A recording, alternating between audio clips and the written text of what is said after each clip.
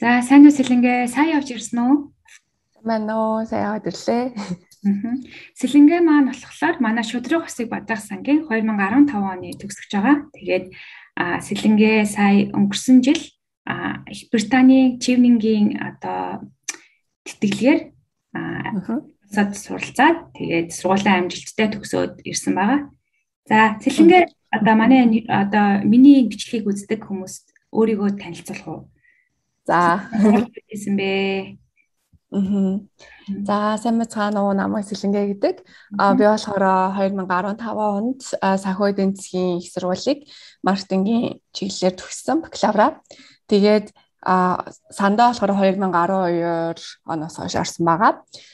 Тэгээд төгсөөд Голланд банкны маркетингийн хэлтсэд ажиллаж байгаад бараг 5 гаруй жил ажилласан. Тэгээд сая өнгөрсөн жил болохоор чивнингийн тэтгэлэг аваад тэгээд Шотландын анхны сургууль болох University of St Andrews гэх сургуульд доктортой хөгжлийн мастраар төгсөөд ирсэн байна. За доктортой хөгжлийн мастраар гэсэн үү тий? Аа. Айгу тийм гой чиглэлээ сурсан маань хойлоо байж байгаад яг чиний яг сурсан чиглэлийн талаар бас дэлгэрэнгүй ярилцсанаа. Тэрнээс өмнө хойлоо яг тэтгэлгийнхэн талаар одоо тий хүмүүс мэдээлэхгүй тий. Ямар яаж ерөнхийдөө анх материалаа бэрдүүлж өгч исэн, яг яагаад чивнингийг сонгосон тий? Айгу олон улсын тэтгэлгүүд байдаг штэ. Тэгээд ер нь материалаа бүрдүүлж өгч яхад нь хамгийн хэцүү зүйл нь юу байсан? Ер нь одоо тэр тэтгэлэгт бэлтгэж байгаа хүмүүс одоо энийг үдчихвэл өөрсдийгөө яг юун дээр нь сайн анхааруул дээр вэ? Бас энэ тэтгэлгийн өөрөө яг ямар даваа талуудтай байд юм бэ гэдэг талаар хоёлоо нэг ярилцлаа. За. Ер нь бол Их Британий чигний тэтгэлэг бол айгүй нэр хүндтэй тэтгэлгийн тоонд ордог. Мэдээж яг Австралийн засгийн газар, Английн засгийн газар, Америкийн засгийн газрын тэтгэлгүүдийг хүмүүс л ерөөхдөө айгүй сайн мэддэг байгаа. Тэгээд нэлийн өрсөлдөөнтэй тэтгэлгүүдийн тоонд ордог.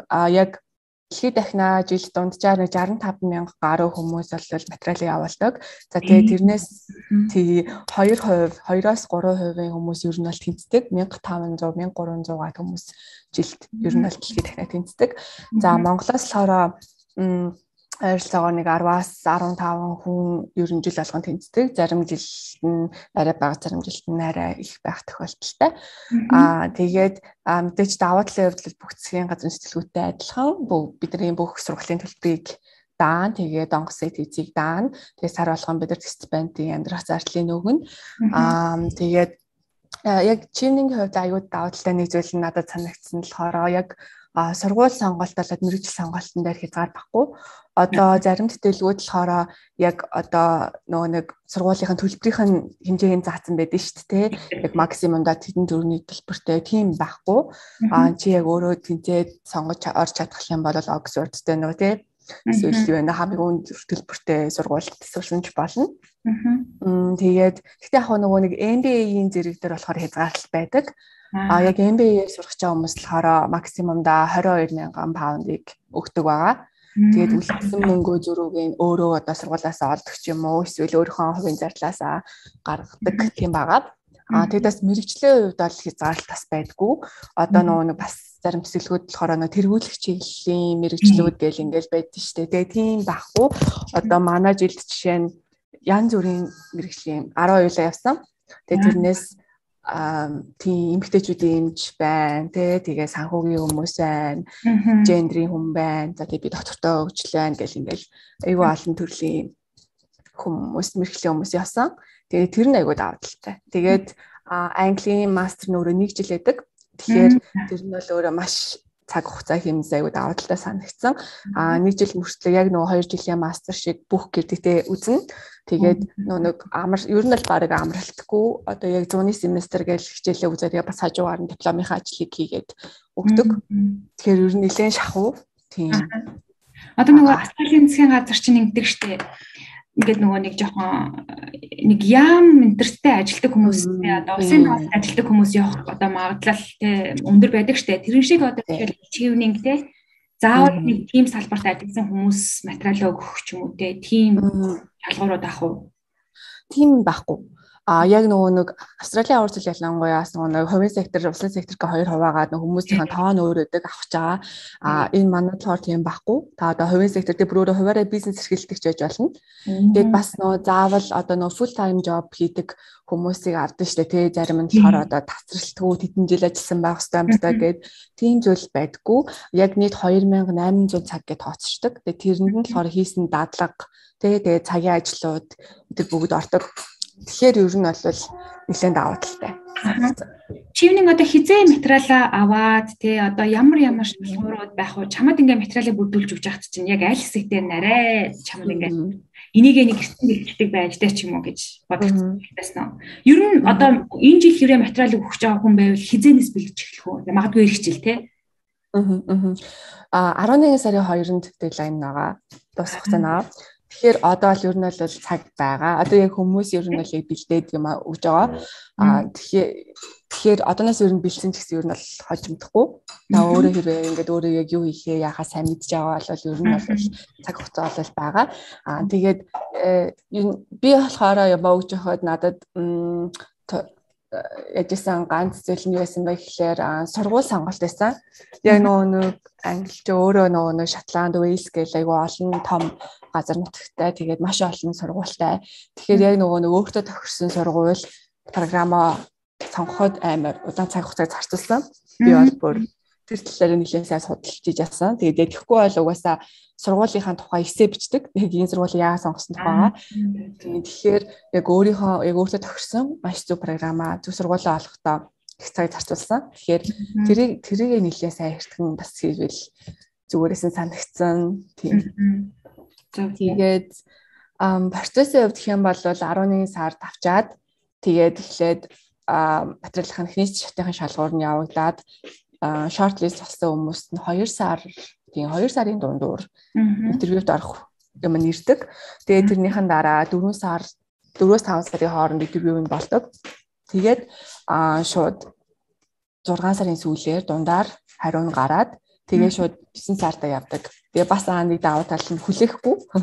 Өөр нөгөө сэтгэлүүд хүлээдэг шүү дээ. Нөгөө нэг чиг биштэй. Тийм байхгүй шууд яваад явдаг юм бас айгу. 4 сард одоо интервью хийхдээ тэгэхээр тэрийг ямар хүмүүстэй хийх үү? Тэрийг болохоор яг одоо embassy дээр очиж хийдэг. Энд одоо нэг Английн embassy дээр тэгээд яг элчин сайд нь өөрөө бас авч исэн. Тэгээд элчин сайдын яамны гэмшлэн хүмүүс тэгээд интервью хийдэг. Одоо 11 сард материалаа бүрдүүлж өгөхтэн одоо чийсэн ямар ч лсэн сургуулийнхаа тухай эссе бичдэг гэсэн шүү дээ. Тэрнээс өөр жишээлбэл IELTS-ийн тэдэн оноо авсан байх ёстой ч юм уу те. Яг ажлын туршлага заавал гэж нэг хэлэхгүйсэн чи түрүүн ярьж байгаа гэж би сонссон. Өөр одоо жишээлбэл ямар шалгуурууд одоо minimum одоо entry requirement нь юу ах вэ? Ер нь бол одоо бас надад нэг даваалал санагдсан юм. Амар олон ингээл материал бүрдүүлээ л те ингээл стайл тэгэхээр илүүтэйгээр айгүй одоо ер нь бол бүрдүүлэхэд маш ингээд хурдан бүрдүүлэх айгүй боломжтой. Яа тэгэхээр те хамгийн гол зүйл нь юу вэ гэхлээр 4 төрлийн эссе бичдэг. Тэгэхээр тэр 4 эссэнд ер нь бол хамгийн чухал. Тэгээд энэ жил болоод өнгөрсөн жил яг нэг коронагийн улмаас яг IELTS-ийн оноог бол яг чивнингийн хувьд бол шаардахгүй байгаа. Одоо гэхдээ ер нь бол анх ингээ бүртгүүлэхэд болохоор яг одоо IELTS хэдэн оноо авсан байх хэрэгтэй гэсэн заавал апплод хийх хэрэгтэй гэсэн тийм байхгүй. Яг ингээ нөгөө сүултээ яваад угаасаа гэхдээ сургууль шаардна. Тэгэхээр сургуультаа яг тэнцсэн байхыг шаарддаг чивнингийн хувьд болохоор одоо бид нар 3 сургууль сонгодог байхгүй юу? Тэгэхээр яг тэр 3 сургуулийнхаа яг доор хаяж нэгдэн өөрөө тэнцсэн байх, тэнцэх хэрэгтэй. Ер нь бол тэнцчихэж тэтгэлгээ авна.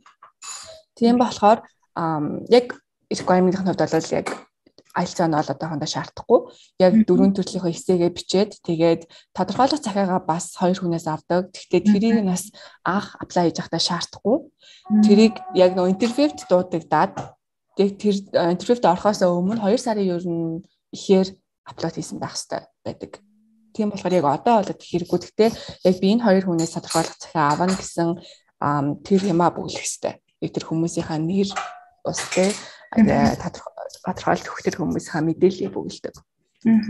4 шиг гэсэн үү те? юу бичих одоо сургуулийнхаа тухайныг өөрийнхөө тухайныг мэдээд ингэ бичдэг гэсэн үг тэгэхээр. Тийм нөгөө нэг эсэнтгтээ яг 500 хүүхтэй. Тэгэхээр угаасаа нөгөө нэг бүр амар халиал ингээл те янз бүрийн ингээл амар их юм бичих тийм угаасаа юу байхгүй. Тэгээд нөгөө бичдэг эсэнүүд нь болохоор лидершипийн тухай эсэ бичнэ. Яг манлайллын тухай. Яа тэгэхээр чивний өнгөл өөрөө нөгөө манлайлагч нарт зориулсан тэтгэлэг гэж явдаг болохоор яг чи яг манлайлагч муу юм уу биш юм уу гэдэг тухай бичнэ. За тэгээд нэтворкингийн тухай бичнэ. Яг ингээд чи өөрөөр тэр талаараа чадвартай тий тэр тухай харуулсан эсэ. Тэгээд сургуулиудынхаа тухай яг яагаад энэ сургуулиудыг сонгосон, яагаад англиг сонгосон. За тэгээд өртгөн болохоор карьер төлөвлөгөөний тухай эсэ бичдэг. Тэгэхээр ерөөхдөө болоод бичүүд бол айгүй тодорхой сэдвүүд. Угаасаа яг айгу надад бол нэг тийм амар ингээл те юу гэдэг урт хугацаануудыг амар томор яагаад ингээл амар уянгаа харилтай те ингээл 2 3 мянган хүүхдээс бичээ биш яг 500 хүүхдтэй болохоор яг тэрэндээ төгссөн тийм хариултуудтай. Нэг хэсэг 500 хүүхдтэй юм байна те. Тэгэхээр 2000 хүүхдээс бич ер нь бол нэг 2000. Яг наадах настай ч нэг уялдаад одоо ер нь чивнинг гэдэг scholarship ер нь анханасаа яг ямар зорилготойгоор одоо ер нь хэлсэн одоо ер нь ингээд хүмүүсийг ингээд одоо яг ингээд чи нөө leadership network ингээд тэнгуутэн цаа нэг тэ нэг аль нэг улсаас тийм манлайлах чадвартай тийм хүмүүсийг авчираад бэлдээ тэ магадгүй буцаад их хөрөндөө очиод нэг тийм үр дүн авчрах ч юм уу нэг тиймэрхүү зорилго байгалах тэ. Тэгэхээр яг чивнингийн давуу тал нь бусад улсын одоо засгийн газрын тэтгэлгүүтэй харьцуулахад тэдний одоо нэг ялгарх онцлог нь гэх юм уу давуу тал нь биш ялгарх онцлог нь. Надад бол яг networking-ийн илүү давуу тал санагдсан. Яг одоо нэг alumni-ийн нийт бараг 50,000 гаруй хүнтэй networking байгаа. Тэгээд бидний одоо networking-ийн тийм аппликейшн байдаг. Тэгээд тэрэн дээрээ ер нь бол одоо бидний сурж байгаа хугацаанд хоорондоо танилцах маш олон төрлийн тийм арга хэмжээний зохион байгуулагддаг. Тэгээд түүгээр дамжуулаад яг зэрэг сурж байгаа тий одоо 1500 гаруй тэр оюутнуудтайгаа танилцаад тэгээд яг ижлэхэн чиглэлээр сурж байгаас хүмүүсээ олж аваад тий тэднэртэйгээ бас networking үсгээд магадгүй манай улсад тулгамдж байгаа нэг асуудал нь өөр улс талд шийдэгдсэн ч юм уу тий эсвэл ингээ адилхан проблемтэй байлаа ч юм уу тиймэрхүү юм байхад нэлээ бибигтэйгээ ярилцаад бас судалгаан туслаа тий нэлээд боломжтой санагдсан. Тэгээд ер нь бол 1983 оноос анх тий үүссэн тэтгэлэг байгаа. Тэгээд анх мэдээж манлайлагч нар зориулсан тухайн улсын яг нөгөө улсынх нь хөгжилтөнд зориулсан энэ сайн хүмүүсийн аваад UK-ийн угаасаа боловсролын систем бол маш сайн. Тэгэхээр тэрэндээ сургаад тэгээд буцаад эх орондоо очиод ажиллаад тийм манлайлалын үр дүн гаргах тийм зорилготой тэтгэлэг ба. Тэгээд төгслөөгээд бас шууд ингээ орхихгүй. Бид нар нөгөө төгссний дараа бас аюу олон арга хэмжээнүүд олдог. Тэгээд сурах одоо нөгөө оролцох конференц ч юм уу тиймэрхүү юмнуудаар бас нэлээд урилгууд ирдэг гэсэн. Тийм. Тэстэгоо юм байна. Тэгээд нөгөө 4 сард одоо ярьслахандаа ингээд орж ахт та нар англиар ярьж байна. Тэгээд асуултууд надад жишээлбэл юу асуух уу? Англиар асуун. Тэгээд мэдээж яг гисэн дээр ер нь бол төвлөрнө.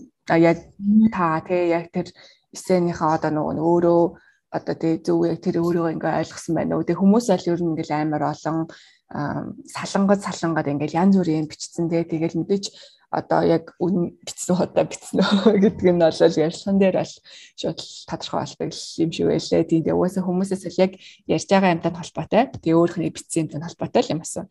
Тэрнээс ч нэг амар одоо бүр шал мэдлэг шаардсан ч юм уу те нэг тийм одоо яг чивнингийн тухай одоо хэдэн онд байгуулагдсан гэсэн тиймэрхүү юм бол асахгүй. Яг ярьсан тэр юмнууд дээрээс нь яг өөрийнх нь таньж мэдэх зорилгоор яг энэ хүн яг ямар хүн байна яг үнэхээр тэ сурах хүсэлтэй яг ийм хүмүүс байна уу үгүй байна уу гэдгийг илүү шалгадаг юм шиг санагдсан. Тэгээд дахиад нэг ийм асууч. Одоо энэ Австралийн засгийн газрын тэтгэлэг болохоор ингэдэг байхгүй юу? Одоо нөгөө нэг сургалтын хөтөлбөрийн дан тий ер нь бол амар их боломж авчирдаг. Тэгээ нөгөө гэр бүлээр ирээд тий хүмүүс чинь сургалтын хөтөлбөр тэгээд нөгөө анх хэрэгт нөгөө нэг тий нэг ямар ч лсэн ирж амжихт нь зориулаад одоо нөгөө нэг стипенд өгөхөөс гадна сар болгон $30,000 тэгээд хүүхдүүд нь хэрвээ ирчих юм бол энэ сургууль цэцэрлэгт өнгөө явдаг. Ингээд ийм давуу талууд байдаг байхгүй юу. Тэгэхээр одоо нэг чивнингийн жишээлбэл ингээд бас хард авж байгаа стипендийн хэмжээ нь одоо жишээлбэл хэд ах вэ? Хэрвээ ингээд жишээлбэл чи гэр бүлтэй байсан бол үр хүүхдээ авч яваад ч юм уу те гэр бүлтэйгээ байх боломж бүрддэг юм уу? Аль эсвэл хүн шалгарсан хүн л явах уу? Гэр бүлтэйгээ явж болно. Гэр бүлтэйгээ явсан уусаа зөндөө хүмүүс байдаг, хүүхдтэйгээ тий. Гэхдээ тэр нь бас нөгөө очсон хотоос нь нэлээд шалтгаалт юм байх гэж би бол бодож байна. Яг манай явсан хүмүүст бол яг хүүхдтэйгээ явсан бол даагүй. Гэхдээ ер нь өмнө явжсэн хүмүүсийг сонсоход болохоор мэдээж сургуулийн цэцэрлэг нь бол би Шотландд байсан. Тэнд бол үнэгүй улсынхаа нэг юм нь бол байт юм байлээ. Тэгээд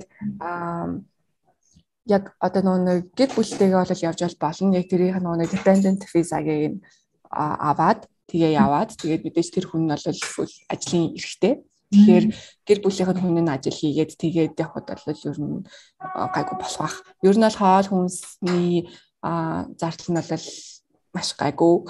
Бараг Монголд ирсэн ч илүү бараг зарим илүү үтэй. Яг тийм. Тэгээд байрны мөнгө нь бол жоохон хотоосоо хамаарна гэхдээ манай байсан хот бол нэлээ үнэтэй хот байсан. Тэгээд би нөгөө сургуулийнхаа апартамент байсан болохоор бас студиуд байсан болохоор жоохон үнэтэй. Тэгээд стипенд нь болохоор яг Лондонд арай илүү байдаг. Лондонгийн зардал нь арай илүү болохоор Лондонд сургууль сурч байгаа хүмүүст бол битрээс нэг 200 хэдэн паундаар арай өндөр.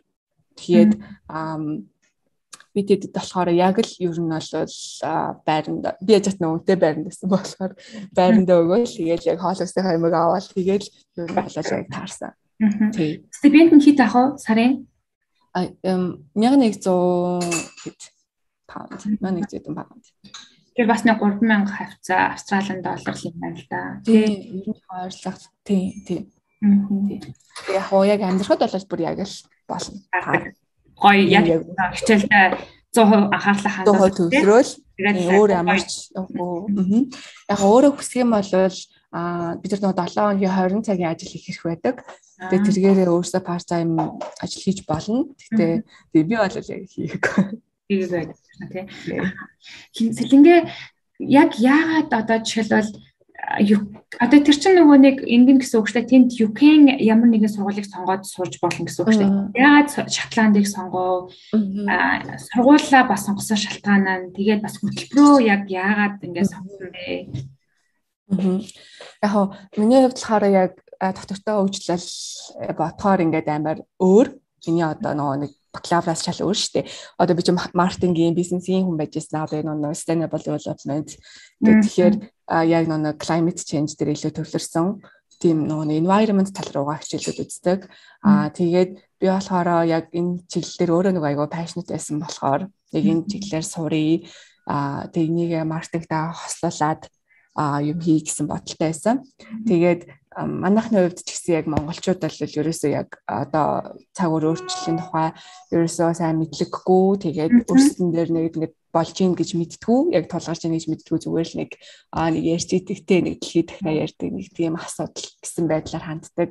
Тийм болохоор яг нөгөө энэний өөрчлөлтүүднээс яг миний маркетинг айгу туслах юм болоо гэж бодсон. Нэг тэр хүргэх чадвар нь гэх юм аа. Тийм болохоор энэ чиглэлээр сурыг шийдээд тэгээд яг би бол программаас л яг хэлж хайсан. Одоо яг нөгөө бид нар чинингийн нөгөө вебсайт руу орохоор нөгөө программаа сонгох хэсэг байдаг. Тэрэн дээр нь одоо программынхаа сонирхож байгаа нэрээ бичгээр ингээд тэрнтэй хамааралтай сургуулиудын програмууд гарч ирдэг. Тэгээд яг доктортой хөгжлийн одоо манайх бол Master of Science гэж явдаг. Тэгээд яг тэр чиглэлийн програмууд айгүй ховор. Угаасаа маш цөөхөн сургуулиуд байсан. Тэгээд яг Cambridge эднэрийн болохоор илүү бүр яг environment чиглэл рүүгээ бүр ингээд төвлөрсөн. Ингээд нөө доторх хичээлүүдийн үцгээр тэгээ яг нөө доторх програмуудын бүгдийг яг орох хичээлүүдийн аюул сайн харсан. Тэгээ яг надад тохирохоор байна уу үгүй байна уу гэдгийг харж агаад тэгээд яг энэ манай энэ програм болохоор бас Исландд анх гарсан програм л Sustainable Development чиглэлээр тэгээд ер нь л манай сургуулийн acceptance rate айгу баг 835% байдаг. Тэгэхээр ер нь амар өрсөлдөөнтэй. Тэгээд миний нэгдүгээр сонголт байсан л да. Энэ 3 сургууль сонгохоор тэгээд би яг энэ сургуулийг бол яг бүр яг 100% тэнцэн мэдтэй ханаас ихтгэлгүй яг 100 одоо нэгдүгээр сонголтын дээрээ тавьсан. Тэгээ хоёр дахь дээр нь болохоор бас би яг sustainable business тал руугаа нэг програмтай сургуулийг сонгосон. Тэгээ 3 дахь нь болохоор бас яг sustainable-тай leadership-тэй холбоотой нэг тийм програмыг сонгосон байсан. Тэгээд өгөөд нэг 2 сургуулиас 3 руу юм явуулаг байхдаа угсаа 2 дугаасаа яг тэнцэм авцсан. Тэгээд манай нэг програмын английн оноо нь бол харьцуулахад бас айгүй өндөр, бүх section дээр 7-оос дэше байх хэрэгтэй гэл ингээл нэг requirement нугас айгүй хатуу. Тэгээд би яг миний background environment талбартай биш болохоор бас тэнцэхгүй байх магадaltaй гэдэг айгүй бодож исэн. Тэгсэндээ харин тэнцэн. Тэгээд эхнийхээ сургуультаа орсон. Тэгээд яг сурахад бол яг нэг шал өөр чиглэлийн юм үзэж байгаа болохоор надад бол айгүй ер нь бол амар чаленж юм байсан. Одоо манай ангийнхан бол жишээ надаас өөр Аз хүүхд ахгүй бүгд яг нэг унгаан ангилалтай хүмүүс. Тэгээд яг нэг гадаад оюут ингээл тэгсэн чинь Канада, Америк, тэгээд Франц гэл. Америк гол чиглэлээр сурсан байна. Тэгээд ер нь бол манай ангийнхны нэг background нь бүгд geography, environment чиглэлийн ер нь background хүмүүс байсан. Тэгээд бүр Cambridge дээр төгссөн. Тийм хүмүүс байсан. Тэгэхээр ингээ надад бол анх очив би бүр амар ер нь л амар хэцээсэн. Одоо ингээ яг нэг мэржлийн ингээ үг гэлгүүдээ хөрсний бохирдол гэл ингээл үцгээд би монголоор нь ч ер нь бол мэдгүй. Тэгээд ингээ шал өөр санаасаа аюу хүнд артиклуудтай уншихад даалгаврууд нь аюу их тийм тэгэл хичээлүүд бол амар ачаалтай шахуу тийм байсан. Ясна тийм. Гэтэ одоо жишээлбэл нөгөө нэг би яг зөвхөн чиний ярьсныг өөрийнхөө experience-тэй харьцуулахад би болохоор харснаа магистра санхүүгээр хийсэн баггүй юу. Тэгэхээр нөгөө нэг нэгтлэн модох гэхээр аюух Аз хүмүүс байдаг. Би чивтэрийн experience бүр ингээд нэг хоёр өөр байгаа байхгүй юу. Би ингээд нэг local student-д нь хаана идэм баг бэдийн болов гэдэг ингээд бодлоо. Яг чиний хэлдгээр нөгөө илүү communication ч юм уу тий одоо ингээд нөгөө нэг сая sustainable development ч юм уу яг энэ чиглэлээр болохоор илүү нөгөө нэг иргэдэн өөрсдөө аяг сурдаг.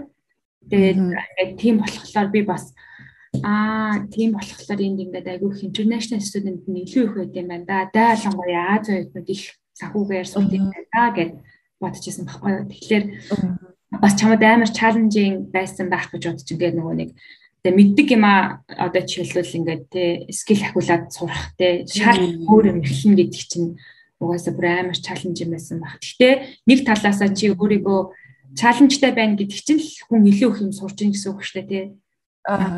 Тэгээд яг энэтэй холбоотойгоор одоо ингээд санхүү эдийн засгийн бол бас манай Монголын аягүй том сургуулийг нэг штэ. Тэгээд тэнд Шотландд очиод ингээд сурахад чамд ингээд одоо ингээд хоёр сургуулаа мэдээж ирэх хүн чинь юм харьцуулна штэ. Тэгээд харьцуулахад ингээд давуу санагдчихсэн зүйл нь аль эсвэл те тэнд ингээд яг нутгийнх нь өөрийнхөнтэй дандаа унган одоо англи хэлтэй хүмүүстэй суралцж явах тэр хүмүүс чамд ингээд энэ нь ямар давуу талтай юм бэ? Би өстой энийг юу нэг айгуу сайн саржуулах хэрэгтэй юм байна ч юм уу тий. Альсвал манайх нэг сургалтын систем нь арай энэ тал дээр арай өөр энэ давуу талтай юм байна гэж чамд ингээд нэг бодогдсон зүйлүүд нь юу байсан бэ? Яг би нэг бас бакалаврт сурж байхдаа Солонгост нэг семестр сурч исэн. Яг нэг Солонгосын засгийн газрын солилцооны хөтөлбөр. Тэгээ яг тэр бол 3 дахь курсээ нэг семестр явж буцаад иржсэн байхгүй юу. Тэгэхэд бол надад нэг амар тийм хүндрэлтэй нэг санагдаагүй. Яг манай нөгөөний санхүүтэй нэлийн ингээд нэг ойролцоо төвшин яг л нөгөө хичээлээ групп бол сонгоолтэй ингээд яг ингээд хуваагдал нэг систем нь аюу адилхан. Яг нэг тэгэл онооныхаа систем нь ч гэсэн ер нь тийм GPA эдэр нь 4.5 тавтай гэдэг тэднийх санхүүжийн 4-өөр гэл ингээл ер нь гэхдээ амар төстэй. Тэгэхэд бол надад бүр амар их юу санагдаагүй байхгүй юу. Яг ингээд амар тийм өөр юм санагдаагүй маа сургуулал ер нь амар бас гайгүй юм байна. Бүр амар хэцүү юм болоо гэж бодсон чи ер нь л яг үзэж байгаа юм хүмүүс ингээ ер нь бол амар бууж исэн. Гайгүйсэн. Тэгээд сая болохоор энэ бол бүр ингээд GPS нэгсүүдэл бүгд амар өөр 20 онооны скейлэр яадаг. Тэгэл ингээл онц гэдэг дүн дотор амар олон яд задраал ингээл бүх юм ингээл бүр шал өөр юм байлээ. Тэгээд яг нэг сая бид нар чинь ихний ээлжиндээ ангиар орж байгаа. Тэгээд дараа нь онлайн болоод тэгээ буцаад ингээд сонголт Монголттой болоод явсан байхгүй юу. Тэгээд надад амар давуу талаа санагдсан зүйл нь болохоор яг нэг оюутнуудыгаа дэмжиж байгаа байдал нь амар амар сайн. Одоо ингээ хэдий цар тахалтайсан ч гэсэн ингээ бүх номын сангууд нь онгорхой нээлттэй бүр ингээ амар их номын сантай. Тэгэл бид нар ингээ бүгд ингээ онгорхой. Тэг багш нар нь болохоор ингээ өөртөө шууд ингээ багшийн нөгөө нэг зөвлөгөө өгөх цагаасаа гадна хамаагүй ингээд дахиад наадтай ингээд зөвлөгөө өгөх цаг дүүрсэн байсан ч гэсэн зүгээр мэйл бичээд ингээд юм асуу гэл амар тийм нааштай амар сайн харилцаатай байдаг оюутнуудтайгаа айгу тулж ажилладаг. Тэгээд манай ангийн багш нар бол бүр ингээд хичээл юм дээр ингээд нэг нэгээр ингээд уулзч болох тиймээтэйс. Тэгээд тэгэнгүүт хамтдаа гадаа уулзъя. Гадаа уулзч болно. Тэгээд гадаа уулзаад гадуур алхаж малхаа тэгээд ингээд айгу тийм оюутнуудтайгаа амар дотн тийм юу үсгдэг, харилцаа үсгдэг. Тэгээд айгуу сайн тусалдаг. Тэгээд би ингээ багш нартайгаа хэлтүүлсгаад ингээ хичээлэл ярихгүй ингээ амар миний тухай ингээл амар сонирхолтой яа дээ үс верс яаж юм яг юу хэцүү байна. Манай яг амар оюутнуудынхаа фидбэкийг амар сонсдог. Яг одоо семинарыг ямар аргаар оруулах илүү зүгээр вэ? Тэ та нар тэнгүүл ямар байна? Энэ намт яасан гэл яг даалгавар яах уу гэл тэгж оюутнууд амар их сонсдог. Тэгээд амар их судалгаа авдаг багш нараас багш нарын тухай фидбэк хичээлийнхэн тухай дараа нь яах вэ их үү гэл тэр нь амар даваа талтай санагдсан. Тэгээд мэдээж мэрэгчлэн амар гоё. Одоо яг нөгөө манай сургуулиуд их сургуулиуд гэж манай Монголд аюу олон их сургуулиуд байдаг. Гэхдээ ер нь бол яг мэрэгчлэн амар төстэй шүү дээ. Амар олон удирдлагынхаа амар олон цаг үеийнхэн гэл ингээл яг нөгөө ижилхэн тийм мэрэгчлүүд амар их байдаг. Тэгсэн чинь надад нэг яг нөгөө нэг одоо тийм усад ингээд төрөөд ингээд сурдаг хүүхдүүдэд гой санагдсан юм. Анх би нөгөө нэг очиод оюутнуудтай ингээд танилцахнууд болж байсан чинь нэг охинтой байсан чинь би ингээд хайлам судлаад бакалавра хийсэн гэж аахгүй юу. Тэгээд тэрэндээ өөр амар дуртай. Тэгээд би ингээд музейд тайлбарлагч хийж агаад тэгээ одоо ингээ бакалаврт болохоор яг ингээ далай судлалын тийм югаар сурж байгаа гэдэг. Тийм тэгээд тэр мөрөнд хэмжлэн ингээ нэг хүүхдүүд нь яг ингээ багаас өөрийгөө амар олцсон. Тэгээд ингээд мэрэгчлээ ерөөсөө ингээд заавал их тийм тренд хардаг ч юм уу те нэг тийм одоо хүн болгон за нэг санхүүгээр сурсан хүмүүс амар лаг гэдэг нэг тийм бодолтой болоод их тэрийг сонгодог ч юм уу. Тийм юм байхгүй. Тэгэл музей тайлбарлагч хийсэн гэдэг ажлаараа ингээл амар бахархаал амар гоё байсан гэл. Тэгэж ярьж байгаа тийм мэрэгч сонголтын амар гоё боломжтой тийм сургуулиуд байдаг нь амар гоё санагдсан. Яг нэг developing тэгээд орон төрсөн бид нар чинь болохоор ингээл дийлэх жишээлх хүмүүс нь те. За би одоо ингээл ээж аав ч гэсэн за чи сайн эмч болоорой сайн банкны ажилтан болмоор эсвэл хумч болоорой гэдэг тийм. Харин тэр нөгөө нэг аль сүлдээ за нэг сургуулаа төгсчөөд гадаад явж үзэх юмсан гэдэг. Гэтэл чи нөгөө нэг энэ хүмүүс чинь болохоор өөрсдөө айл өвшөө developed country төрсэн тийм. Тэнгүүл чи нөгөө ээж аав зээч чи энэ ажлыг хийх мөнгөтэй хүн болно шүү биш. Сонирхлоо болоорой. Тэгээд өөрийнхөө амьдралыг аз жаргалтай байх, насан туршдаа хийгээд тэрнээсээ кайф, жаргалтай байх зүйлээ олж мэдрэг хийгээрэй гэд. Тэр нэг тэд нар чинь болохоор нэгэнт одоо англи төрсэн юм чинь за тэдний очиж үзэх газар нь юу байх вэ тийм. Тэгэхээр яг манай болохоор энд ингээд нөө сурж байгаа. Тэгэл ингээл би одоо санаж байгаа хгүй намайг ингээл нөө жоохон байхад хүмүүс ингээл манай ихч бит хоёр маяг чинь та нар юу болохын том болоод гэдэг. Тэгэхээр компани захирлал ингээд яагаад юм бүү мэд. Гэтэл манай охин одоо ингээд юу ингээд байхгүй. За миний охин том болоод юу болох юм гэхээр shopkeeper болно гэж хэлдэг байхгүй. Тэгэхээр нэгнийгоо одоо жишээлбэл те shopkeeper чинь амар мяа ажил штэ гэж хэлэхгүй. Тэр хүн хэрвээ яг үнийг хэлгээд өөрөө тэр ажлыг ингээд хийгээд агуу сайхан ажиглалтай амьдарч л байгаа бол тэгэл тэгэхээр нэг эндхийн хүүхдүүдийг өсгөж байгаа байдал нь чи заавал нэр алдартай ч юм уу те чи заавал компани захирал бол гэдгээсээ биш яг нэг тийм нэг газарт нь нэг хөрсөнд нь суулгаад те тэр нэг амьдралыг багаас нэг тийм нэг амьдралын зүгээр яг нэг тийм нэг үндэс ухааныг нь аягүй сайн зааж руу тийм байна гэж би бас яг чиний харсныг олж харсан байхгүй юу. Өхнөөсөө ч гэсэн ингээл байн хараал мэдрэл яваад идэг. Бидний нөө нэг юмныг хүнд харах үнцэн аягүй өөр юм билээ. Яг тий. Айгу жижигхэн юм ч гэсэн одоо хүн болгон заавал том дарга болох албагүй тий эсвэл нэг тийм алдартай хүн болох албагүй зүгээрээ ингээ өөрийнхөө хийж байгаа ажлыг айгу сайн хийгээл өөртөө ингээ болол амьдрал нь болж ивэл их амар хүмүүс юмд шиг оролцохгүй тий угаасаа тийм байгаа надад амар тийм гоё санагдсан. Хүмүүс нь одоо ингээд ноётнууд нь чамд ингээд амар hard work юм шиг санагдсан юм ингээл амар хичээл ном хийдэг ч юм уу те. Надаа арай дижирсэн. Яг нэг амар надаа амьдралынхаа юм амар зохицуулж санагдсан. Би яг нэг солонгос сурж байхад бол яг тэгжсэн байхгүй юу? Бүр амар өрсөлдөөнтэй. Тэгээ ялангуяа тэр бол бүр ингээд бараг хятад оюутнууд нь ингээ өөрсдөө ингээ хондог нөө намаас ингээ үнждэг. Бүр ингээл байнга л хичээлээ бүр ингээл амар бүр ингээл байдаг байсан. Тэгээд яг тэр нэг ингээд бас үнэлгээнийхэн системээс нь хамаард юм болоо үжсэн. Манай тэр сургууль болохоор яг ангийн 20% заавал ундаг.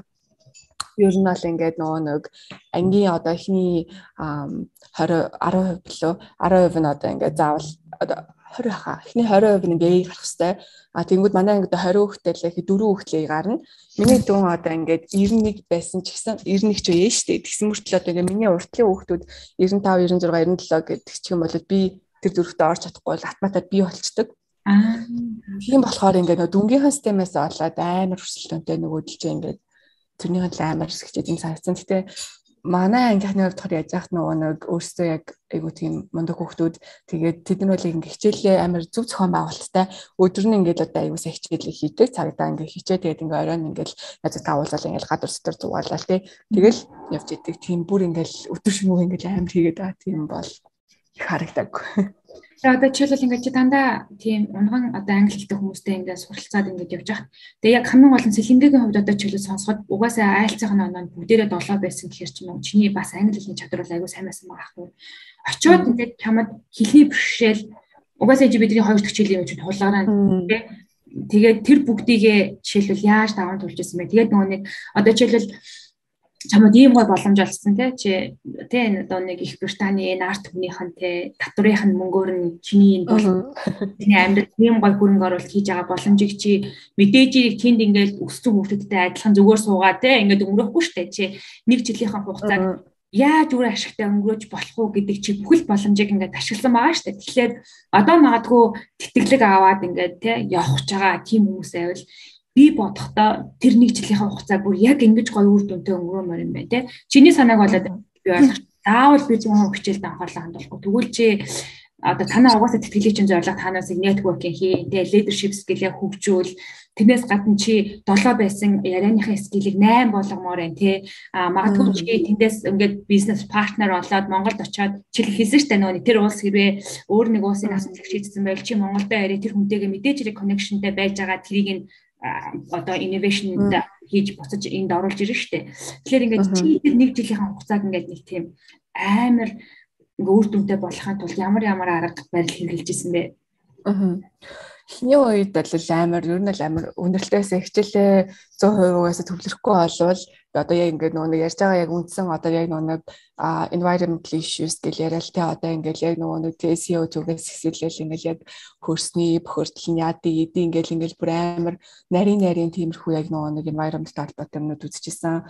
Тийм болохоор тэрнтэй холбоотой нөгөө хичээлийн уус семинараа бэлдэж угаасаа уншсан ирэх хэвээр тийм юмнууд нь ингээд тэр мөрийг хийхэд бол ингээд хамгийн гол нь монголоор нас зэрэг ингээд сурж байгаа байхгүй юу. Монголоор яг энийг зөв хичээлтэй энэ одоо яа тийм Монголд ямар байгаа ингээд айлуулах миний хувьд л үтсэн шиг юмнууд айлуулах Монголтой уялдуулж ингээд хажуугаар нь давхар мэдлэгээний мэдүүлгийг хүсэж исэн. Тэгэхгүй ингээд дэлхийн амар асуудал ярьдаг Монголд яг яаж байгааг ингээд мэдэхгүй бол тэр чинь өөр амар учир зүтгэлтэй. Тийм болохоор айл болох хичээлүүд дээр ингээд манад юм байт юм ингээд давхар мэдээлэл ингээд яг ямар хичээжсэн. Тэгээд манаа ихний хичээл дээр нэг катализм заалбаатай нэг хичээл дээр бид нэр 7 хоног болох нэг ном унших хэрэгтэй байсан. Тэгээд тэр нь бол амар их зузаан тэгэл амар катализм одоо environment тэгээд development заалбаатай тэр номнууд уншдаг байсан. Тэгэл яг 7 ихтэйд бол угаасаа би бүгд нь уншиж чадахгүй 400 утас тэр номыг бол би нөгөө хүүхдүүд чинь ингээ гүлээ уншиж чадахгүй шүү дээ. Тэгэхээр тэгэл номынхаа талын уншин тэгэл тэнгүүдээ нөгөө нэг групп болоод ингээд багш нар ингээ хуваагдж ороод ингээ дискшн хийдэг. Тэр номынхаа тухай ингээ семинаруудыг явуулдаг. Тэгэнгүүт яг нөгөө одоо манайхан чинь бас нэг тиймэрхүү юу байдэн шүү дээ. Одоо ингээл нэг дуурахгүй ингээл микрофоноо хаагаал зүгээр ингээл нэг бага тэгтэхгүй тийм байж болохгүй. Яаж яахт нөгөө манай тэр юмнууд багш нар ингээ шууд ингээ нэр цохоод хүүхдүүдээс асуудаг. Камер мамраны гээл амар тийм шаардлагатай. Тийм болохоор ингээд одоо яг уншсан хэмжээндээ амар сайн бас хариулах хэрэгтэй. Тийм тэгэхгүй тэр хүмүүс ч юм тийм өөрөө ингэ юу ч урахгүй ингээл хаагаал ингээл байх юм бол амар утгагүй. Тэгэх юм бол яг үр дүнгүй болохоор аль болох уншсан юмнаас яриад ойлгосон юмнуудаа хэлээд тэгж явах хичээдэг байсан. Тэгээ эхнээс семестр бол ер нь бараг хичээлтэй бүр 100% яг төвлөрөөл аль болох арга барилаа болол амар их ярьдаг болохоор ингээл шиндэж амар анхандаа амар санаа зовно ингээл лаглаг хүмүүсийн хажууд би ингээ буруу тийм ярьчихгүй тэгэл ингээл буруу нэг environment-ийн юм сайн мэдхгүй ээжиж ингээд буруу юм асуучихгүй гэл амар тийг санаа зовдөг байсан. Гэтэ тэндээс бол багш нар ч юм уу хин ч юм уу хүмүүс юм намайг одоо юу ч зусан гэсэн нэг тоохгүй. Угаасаа ингээл ямар мангар юм асууд ингэж бүлгэж бодохгүй. Тийм болохоор ерөөсөө ингээл аль болох асуух хэрэгтэй. Мэдхгүй юм байвал тэгэл асуугаал өөрөө мэдчих авах хэрэгтэй. Тэр бол нэг чиний л тэгээ нөгөө хүмүүс ч гэсэн бас нэр юм байдаг шүү гэл бас нэмэл авчин. Тийм болохоор ингээд нэг санаа зовоод тэгээ би одоо нэг тэнийг юм ярьчлаа асуучлаа гэл тэгэх шаардлага өөрсөө байхгүй. Тийм болохоор аль болох тийм юмаа сайн мэдэх дээр л анхаарсан. Тэгээд өмнө жилийн хугацаа амар юу богинохон айгу хурдан өнгөрчдөг болохоор яг тэр хугацаанд айгу сайн аялах хэрэгтэй гэж санагдсан. Тэгээд аль болохыг үзье гэсэн газруудынхаа угаасаа ингээд листийг гаргацсан. Тэгээд тэднийг ингээд нөгөө аль болох одоо хасан бүтсэн гайгүй assignment-а наагур нь дууссан бол хасан бүтсэн явцдаг ч юм уу. Тэ дундуурх нэг 7 хоногийн амралталаа гэхэд тэргээр аль болох явдаг. Тиймэрхүү байвал зүгээр санагдсан. Тэгжиж яг ингээд дараанаас харамсахгүй бүх ингээ газруудаараа явцсан шүү гэж бас тэгээд амар гоё амралтаа толгоо эсэргэн тэгээд бас манай тэтгэлэгч яг нэг давуу тал нь яг UK-тэй танилцах те яг ингээ ер нь бол UK бас ингээ нөгөө нэг одоо үсгийг аягүй дэмждэг тийм болохоор ингээд ишээ тийшээ аваа тэгээд явсан ч гэсэн бас энэ тэнд угаасаа нөгөө чигнэрүүд байгаа. Тэгэхээр яг тэр оюутнуудтай бас уулзч болно. Тэгэхээр бас ингээ хажуу нь аюулсан аялаад ингээ өөрийгөө бас аюулсан зохицуулах хэрэгтэй юм шиг санагдсан. Тийм болохоор тийм сурч байгаа хүмүүс л тэгжлэлт мэрэн бас цаагаар бол аль болох яваад тий өөр хот руу явдаг юм аа гэхэд ядаж одоо хотоор гоё яваад тий шинэ сад юмнуудыг сонирхоод номын дэлгүүрлэн ороод тий хүмүүсийн амьдралыг нас харуул зүгээр хаа.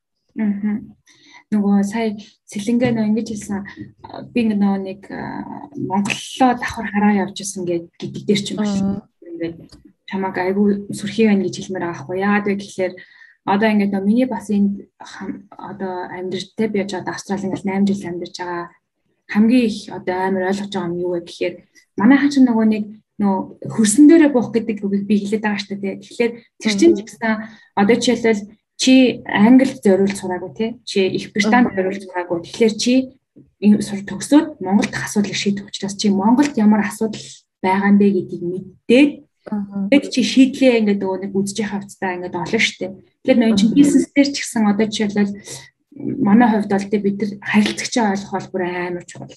Харилцагч юу хүсэж байгааг мэдчихэж л бид нар бүтээгдэхүүнээ гаргахгүй бол яг чиний хэлгээр тэнгэрийн юм тэн сурчаад Монгол очоод тэрийг хэрэглэх ямар ч боломж байхгүй. Аюу тэнгэрийн утас ингээд бүтээчээ тэрийг нь хинч ашиглах те хэрэг хэрэгцээ байхгүй бол угаасаа бүтгүй юм чинь. Тэгэхээр ингээд нөгөө нэг яг чи нөгөө нэг яг ингээд нөгөө нэг одоо юм шиг юм дэ чи тэнцэн ингээд угаасаа хэцүү байгаа байхгүй. Одоо жишээл чи эсээгээ битцэн те тэгэл ингээд сургатаач хүртэл ингээд Монголд ийм асуудал яаж яах гэдгийг ингээд хараад ингээд явсан гэхээр чи надад бодлохоор яг зөв хүнээс сонгоцсон. Тэгээ чиний нөө сурж байгаа арга барил чи бас амар тийм гоё. Нөгөө зөв би жишээлбэл одоо яг тэгж сураг байхаа. За манай Монголд санхүүгийн ямар асуудал байгаа вэ? Би тэрийг яаж хийх гэж яг бас бодож сураг байхгүй юу? Яг магистра хийж байгаа та.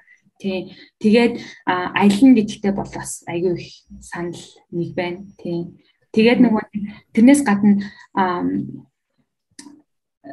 тий одоо Шотланд гэдэг чинь юу лээ? Лондонгийн хад тустай ус уу? Би UK-д амьдарч үзэж байгааг байхгүй. Тийм ингээд улсынхаа тухайн нэг гоё яриач одоо Шотландд байгаа хүмүүс одоо British accent-тэй ярьд юм уу? Альсвал тэр хүмүүсийн англи хэл юм уу? Альсвал одоо англи хэл нь бас эдний юу лээ? Нэг аль нэг ус нэг амар тийм Эдинбург чинь юу лээ? Нэг Шотланд тийм нэг жоохон хурц акценттэй байдаг хүмүүс тийм. Шалуур. Энэ гоё яриач улсынхаа тухай. Тийм ер нь бол яг нөгөө би бас анхандаа тэр нөгөө одоо хүмүүс ч гэсэн гэж боддоо шүү дээ. Англи сурч байгаа юм уу? Гэл тийм үү Шотланд сурч байгаа юм. Англи бишээс юм уу гэл. Тэгтээ яг тэр нөгөө Их Британий нөгөө нэгэн вант улс гээд яг Wales, Шотланд тэгээд яг англи гэдэг энэ бүгд нэлээ нэг улс. Ер нь бол яг нэг улс. Гэхдээ дотроо нөгөө өөр өөрсдийнх нь бодлогоноос өөрсдийн гэсэн яг нөгөө хариуцдаг сайдуудтай. Тэгээд яг нөгөө одоо коронавигийн үед ч гэсэн гаргаж байгаа одоо нөгөө нэг юмуд нь өөрөөр жоохон өөрсдийнхоороо. Тэгээд акцент нь шал өөр. Яах тэр хүмүүсээ хэлж байгаа үгнүү. Тэгээд тэр акцент нь гэхдээ бүр Шотландын англи хоёр өөр хасаа гадна хотууд нөхцөл өөрөөр. Одоо Эдинбрагийн хүмүүс, Глазговын хүмүүсийн ингээд акцент нь бас жоохон өөр ч юм уу те. Бас нөгөө нэг тийм нууц жоохон одоо тийм үгнүүд өгдөө штэ арай өөр ярьдаг тийм үг мөхтэй. Тиймэрхүү ер нь бол айгүй өөр. Гэхдээ Шотланд бол яг одоо бараг газар нутгийн хувьд бол англитэй зэрэгцүүц хэмжээний ижлэн том газар нутгтай. Гэхдээ хүмүүс нь цөөхөн 5 сая дүүлөө би бас таагийн сайн мартчих. Ер нь л амаагүй цөөхөн үнэтэй. Тэгээд байгаль нь үнэхээр гоё. Яг нөгөө одоо Лондон шиг тийм нэг бужигсан яг тийм нэг хотын тийм биш яг илүү эртний тал руугаа яг нөгөө Harry Potter-ыг одоо нөгөө бичсэн хүн ч одоо Эдинбург байж байгаа бичсэн шүү дээ тий. Тэгээд нөгөө яг Шотландын сургуулиуд тий. Эдинбург биш. Эдинбург. Масгүй намайг зүгээр яах ч гэсэн тэгээд нэг яг хэм маягийн шал өөр. Ер нь ингээ эртний яг ингээд нэг кинонд дээр аач юм шиг. Энэ нэг Harry Potter-ийн ер нь тэр нөө бүх дүрслэл те сургуулийн юмнууд нь одоо шилхэмэл Glasgow их сургуулийн одоо байртагаас санаа авч хийсэн гихмчлэрэнгээр ингээд ерөөсөө амар эртний тийм газар байсан. Тэгэхээр яг одоо Шотландд очих Лондонд очих хоёр шал өөр мэдрэмж. Тийм нөгөө түнэл шал том хот те. Манай хот болохоор Saint Andrews гээд Шотландын анхны сургууль байгуулагдчихсан хот байгаа. Тэгээд гольфын спорт анх тэнд үүссэн.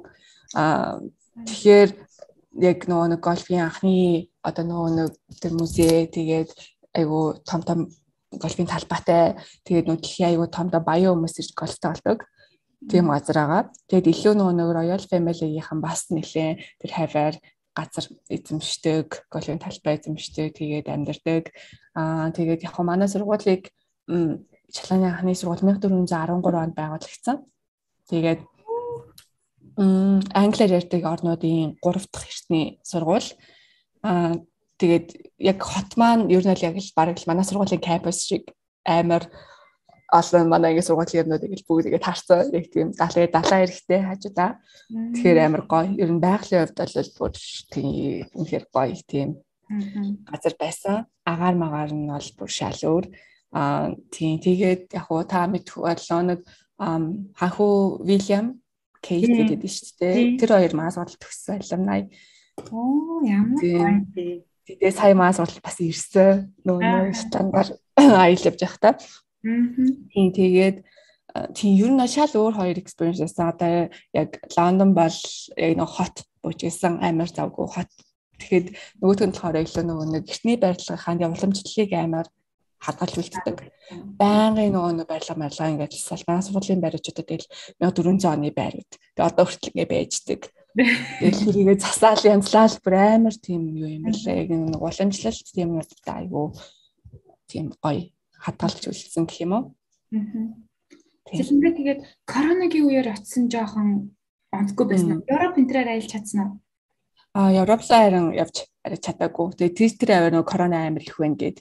Тэгээд дараалал. Гэхдээ уул нь бол аюу хямдхан байд юм лээ. Яг Эдинбургаас тийш нисгэхэд нислэг аюу хямдхан.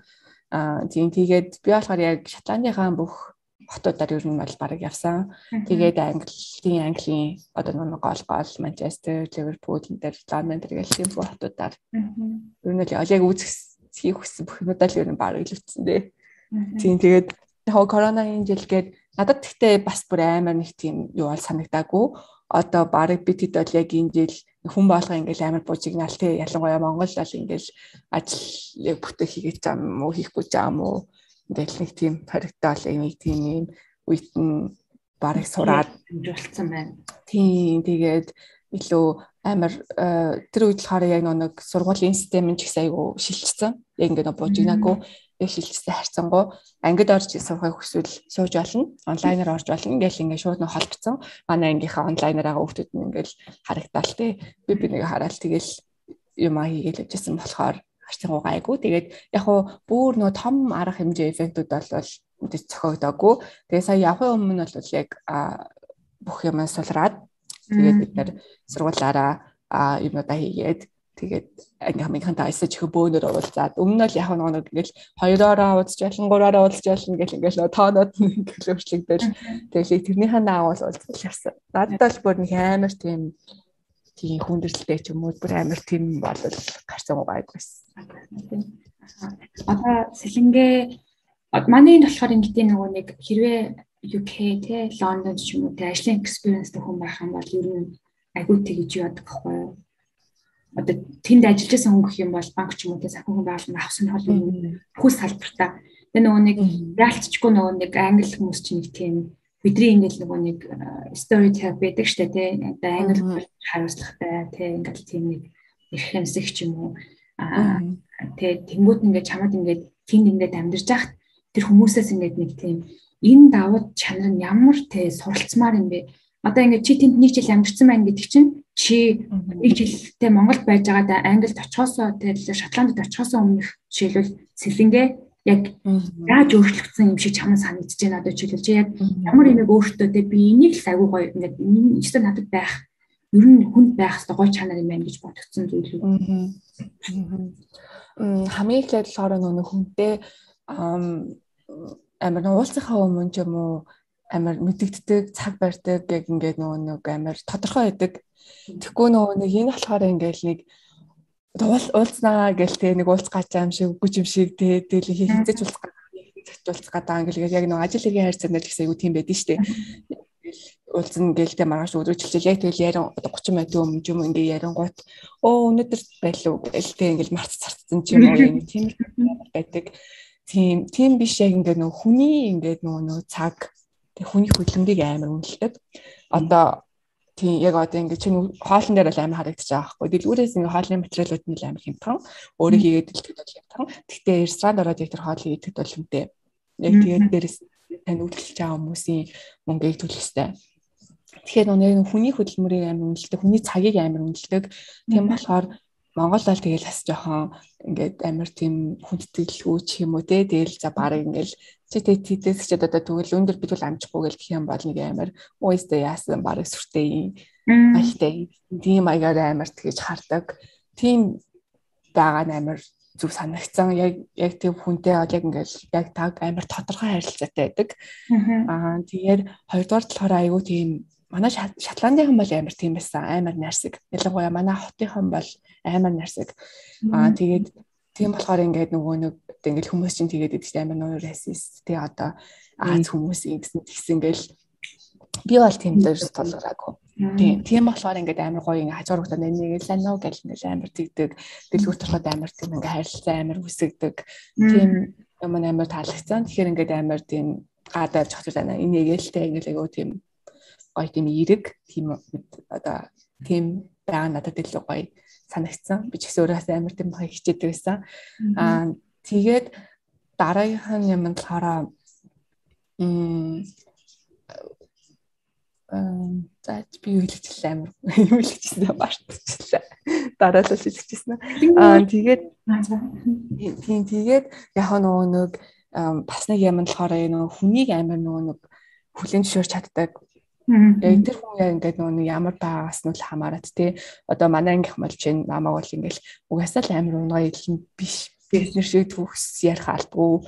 Тэ харин ч бүр манай багш нар бол ингээд хийсэн нэрээ Монголоос тэ Монголын ингээд баг анхны оюутан манай сургууль сурж байгаа анхны хүүхдээсэн болохоор гэл ингээд амар сонирхол монголчин яадаг үлээ дүүлээ гэл ингээд амар ягаал тэгэл одоо тэр хүн одоо ингээд тэ ямар одоо хөөсий одоо нуутай тэ чигтэй байна. Тэр мөрн хамаагүй. Тэр хүү юу өмссөн байна те. Хамаагүй. Тэр хүү юу хийдэг байна хамаагүй.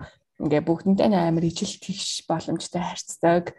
Тэр нь бол бүр маш зөв. Одоо тэр хүн магадгүй нэг өдөр ингээл гадаа зүгээр амар яарат те амар чухал судал тулгараал ингээл амар ингээл сэгсэцэндээ амар тийм гэрийн хувцас тавьж исэн ч гэсэн тэр бол ерөөс тэр хүмүүсийн асуудал биш. Тэр хүмүүс ингээ ямар ч юм хамааралгүй. Тэгээд тэр хүний ерөөс нь тийм ингээд юу юм уу гэсэн мэл харахгүй те. Тэр тийм хүний яг нэг байгаа хүлээж чадж байгаа нь өөрөө амар. Тийм хүн болгоны яалтч surах хэвээр зан муу юм шиг санагдсан. Одоо нөгөө нэг сэллэнгээд би нөгөө чамаг яг өөрчлөгдсөн талаар чинь мэдмээр байгаа байхгүй. Тэг яг бодож утсан болоо тий. Чи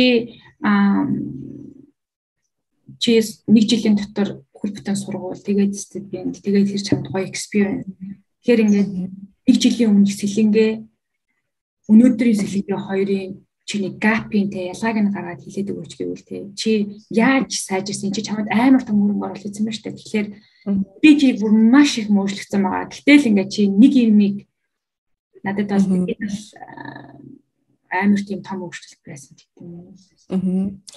Би эмээ зүгээр хоноо амар олон талаас нь харж чаддаг болсон болов уу гэж арай найдаж байна.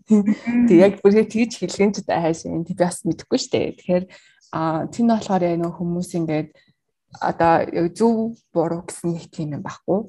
Ер нь бол яг нөх туйлын тийм үнэн зөв гэхээс илүү тэр хүний үзэл бодол тийм юм байна. Тэр хүн дээр талаас нь харж байгаа юм байна. Би энэ талаас нь харж байгаа юм байна. Гэхдээ тэр хүний тэр нь ч гэсэн зөв үлэмжшүүр чаддаг.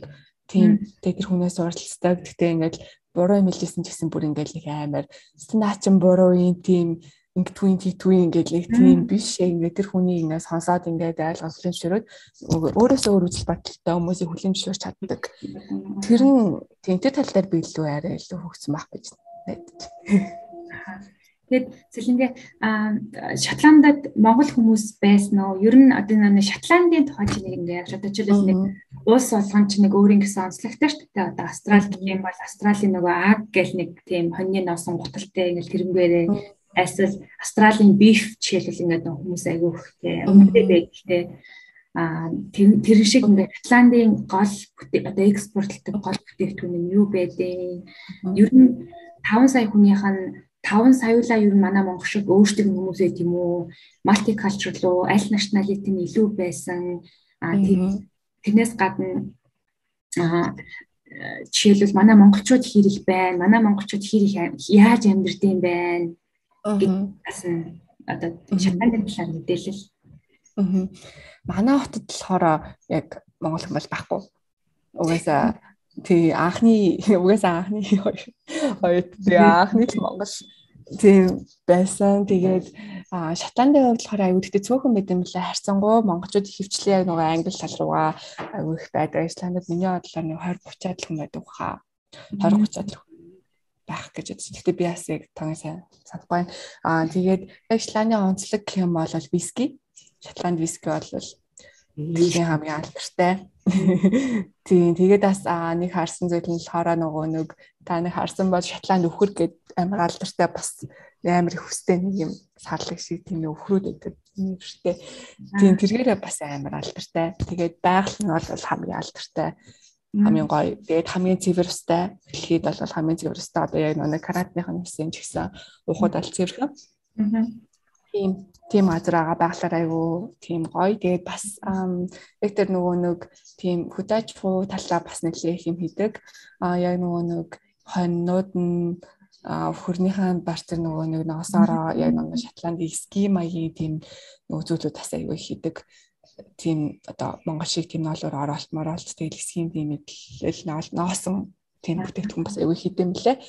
Тэгээд та нөгөө тэгэл юу бүхтэй хүмүүс эдэн штэ. Шотландын нөгөө юу бүхтэй хүмүүс таавдаг юм пэйж. Тийм тэргээр тэр нь яг боломжлолно. Тэгээд тийм ер нь л тиймэрхүү байгаа. Зөв. Сонирхолтой юм ээ те. Монголчууд байдаг үгс нөө. Одоо тэгээд жишээлбэл нөгөө нэг бид нар чинь би чи ингээд нэг оюутан байхдаа ингээд нэг ажил хийдэг байхдаа ингээд нэг амар тэрнээсээ ичдэг байсан байхгүй тий. Тэнгүүд чинь Австралид ирэнгүүт чинь ерөөсөө юу хүүхдүүд нь 13 14 настайгаасаа ингээд нэг ажил хийж өөрсдөө бие дааж мөнгөний үн цэнийг мэдрээд тэгээ нөгөө системийн ч гэсэн өөрөө тий ингээд нөгөө нэг тэрийг ингээд хангаад өгсөн part time ажил байдаг ч юм уу тий ингээд юм тэгэнгүүт тэний ингээд анзаарснаар жишээлбэл оюутнууд те за манай монголчууд бол цөөхөлөө байдаг юм байна. Тийм багс уулздгүй байсан байж магадгүй. Гэтэ чиний ингээд анзаарснаар тэнд ингээд байгаа оюутнууд ер нь ямар ажил хийх үү те ер нь ингээд ажил хэлбэг болтоод ингээд хийдэг тийм байсан байна. Ажил бол гэхдээ зөндөө алт тийм бэлээ. Ер нь бол яг нэг сургуулийнхаа одоо нэг дэлгүүрт зохистой өгч юм уу тий тэрэнд part time ажиллаж юм уу эсвэл сургуулийнхаа номын сан ажилладаг. Тэгээд хажуугаар нь аюу олон клубүүд байдаг.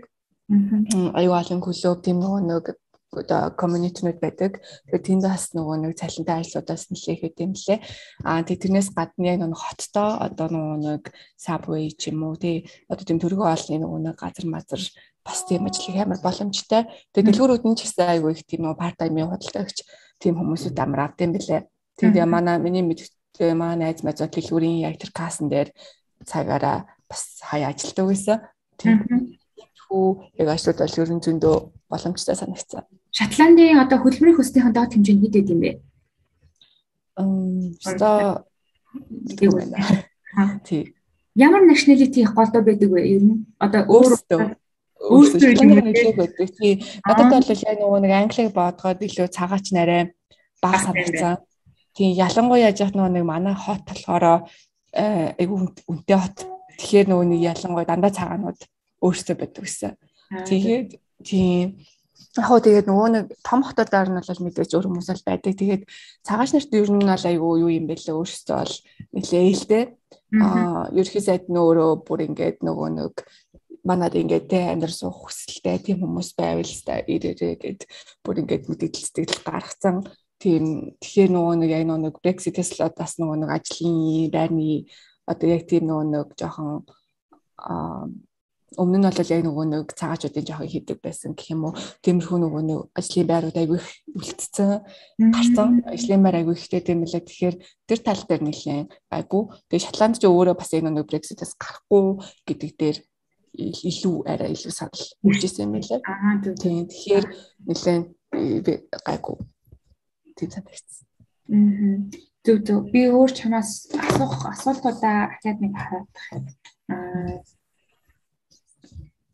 Одоо хүмүүс одоо яг нэг бэлтгэх одоо материал бүрдүүлж өгч байгаа хүмүүст те зөвлөгөө гэвэл одоо жишээлбэл би нэг 2 магистр австрал хамгаалсан байхгүй юу. Тэгээд эхнийх дээр ингээд амар олон өнгөчгүй явдаа гэд ингээд ботцсон юм надад зөндөө байсан. Тэгээд би ингээд амар 2 дахь магистр дээр бүр ингээд толтол нисэн байхгүй. Одоо би ингээд ерөөс би яагаад энийг хийж хүн чинь нэг яас ч юм даа нэг дараа нь нэгтгэдэг шүү дээ. Би хийж яахгүй явдаа гэд нэг тэгж бодогддог тоо. Тэгээд чамд мэдээж хэрэг сэлэнгээ бол тэ мундаг бүхэл боломжоо тэнд дайчилсан байгаа. Гэтэ чиний хувьд би нэг арай өөр хийчихгүй дээ нэг ботгдчихсэн юм тий. Тэгээд одоо явах гэж байгаа хүүхдүүдэд нэг тийм тэр хэд арай өөр гэртээ чи хэлчихвэл тэрэн дээр бол бас аль болох их аялах. Зарим газар дээр сүүл нөөний явах гэж яарад нэг хоногийн дотор ингээд айгу хурд үзээд явсан. Тэгээ яг нэг үзэж явахаас илүүтэйгээр яг нэг илүү ингээд амар тайван тий тэр газараа ингээд илүү сайн ингээд судлаад мэдээд тиймэрхүү байдлаар тэгж явсан илүү зүгээр байсан юм шиг санагдсан. Тэгээд аль болох бас нэг хичээлүүдээ бол амар цагийн тулгалыг хийх хэрэгтэй. Хичээлээч бай. Тэгээд ер нь бол одоо ингээл нэг амар шахахгүй. Одоо нэг Монголын аюу шиг ингээл чиний тэр чи яасаа одоо эн чинь гэсэн тэг ингээ хитаа нэг үлээ инглээ хэлээ гэсэн юм шиг байхгүй. Тэр бол чиний ингээд нэг үүрэг хариуцлага чи өөрөө ингээ хийх хэрэгтэй болохоор тэрийг айлуулахыг нэг цагийн менежмент нь яг өөрөөс чинь шалтгаална. Тийм болохоор яг нэг юмныхаа цагийг ерөөсөд тулахгүй. Аль болох тийм хурдан тэгээд амар цэгцтэй хийх хэрэгтэй. Цагаа амар зөв менежмент хийх хэрэгтэй санагцсан. Тэгээд яг нэг онлайнаар хичээл хийж явах үед болохоор ингээд бас яачдаг.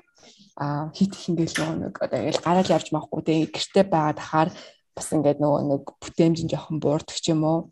Тиймэрхүү бас тохиолдол байдаг. Баян ингээл нэг газар ингээд суугаад ахаар. Тэгэхээр орчноо айлуулах салах хэрэгтэй юм шиг санагдсан. Тийм болохоор би өдөрт ер нь бол ингээл өөрөөр намын сангуудад суугаад ч юм уу тий аль болох ингээд нөгөө өөрөөр газар ингээд жоохон тий хичээл хийж байгаа яг нөгөө тэр ингээд төвлөрөх мэдрэмжээ арай жоохон өөрөөлөх гэж хичээдэг байсан. Тийм тэгэл тэгээд асуух хэрэгтэй хүмүүсийг бүр айлуулах их асуугаасаа гэж бодож байна. Яг одоо нэг багш нараас яг үнэхээр мэдгүй байгаа юм асуу тий. Яг бүр шууд ангийнхнаасаа ч гэсэн асуу. Сайн мундаг хүүхдүүдээс асуух хэрэгтэй. Тэгээд багш нартайгаа ичгүй ингээд харилцаа тогтоогоод хэцүүл тэдрээс сураад юм асуугаад тий. Ялангуяа дипломны ажил дээр бол ингээ айгүй олон багш нарын саналыг сонсоод тэр комментуудыг оруулах нь амар давуу талтай. Тэгээд яг нэг assignment-а би бас айгүй зарим нь Монгол дээр холбож болох юмнууд нь бас монгол дээр биччихсэн. Одоо асуудал энэ environmental асуудлуудын тухай бичгтээ ингээл агарын бохирдолтэй тэгээд ингээ бодлого одоо яг policy талаасаа бас Монголын яг энэ sustainable development policy тухай гэл ингээл айгүй олон юмнуудыг ингээд харсуулж үзчихсэн. Тэгэхэд бол бүр ингээд айгүй нэлээд хэм сурсан. Ингээд монголчуудад ийм байсан юм биш үү гэд ингээд тэг ингээд цаасан дээр бичигдсэн тиймэрхүү амар их ингээд байдаг. Тэгтээ ингээд хэрэгждэггүй. Тийм юм байд юм байлээ. Тэгээд тэгэнгүүт ингээд бас тиймэрхүү юмнууд дээр нэг багшнаас ирж байгаа нэг комментууднаас айгүй юм сурахаар яг нэг хэрэгтэй юмнууд айгүй хэлдэг. Тийм тэгээд бас тийм яг бас Монголд яг ингээд хэтэрхий холбоор бас амар тулгардаг асуудлууд нь дата мэдээлэл олддгоо. Яг ингээд тэгээд датанууд нь хоорондоо айгүй их зөрдөг. Энэ асуудал гэх юм бол тэ аль нь нийтх юм мэдэхгүй. Амар найдвартай сайт гэж би бодож байгаа ч гэсэн тэр нь буруу байх жишээний. Тэгээд тэгэнгүүт тэр нь айгүй бас амар хэцүү. Яг ингээд би цаас юм ингээд холбоод ярих гэхээр тэгэл ингээд нэг гаргасан бол одоо бодлого нь 2 жилийн дараа нөгөө хүмүүс нь солигдонгууд тэр нь байхгүй болчихдог. Тэгээд тэр нь өвчнгөө болчихдог. Тэгээд дараагийнх нь ингээд хаанаа мэддэхгүй ингээл амар тодорхойгүй тийм зүйлс нэлээх байдаг. Тиймэрхүү л. Одоо нэг жилийн дараа Монголд ирсэн чинь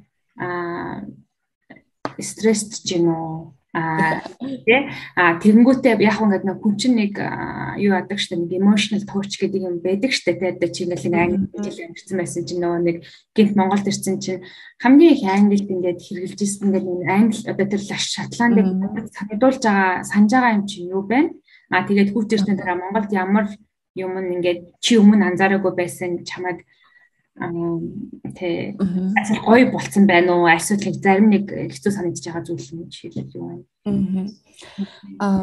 Нөгөө ирээд удаагаа болохоор нэг гараагүй.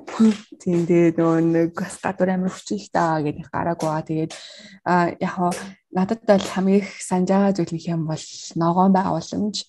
Тэнд бол ерөөсөө битүү мод, урамал тэ амар гоё байгалийн үнэр цэвраагаарлаа.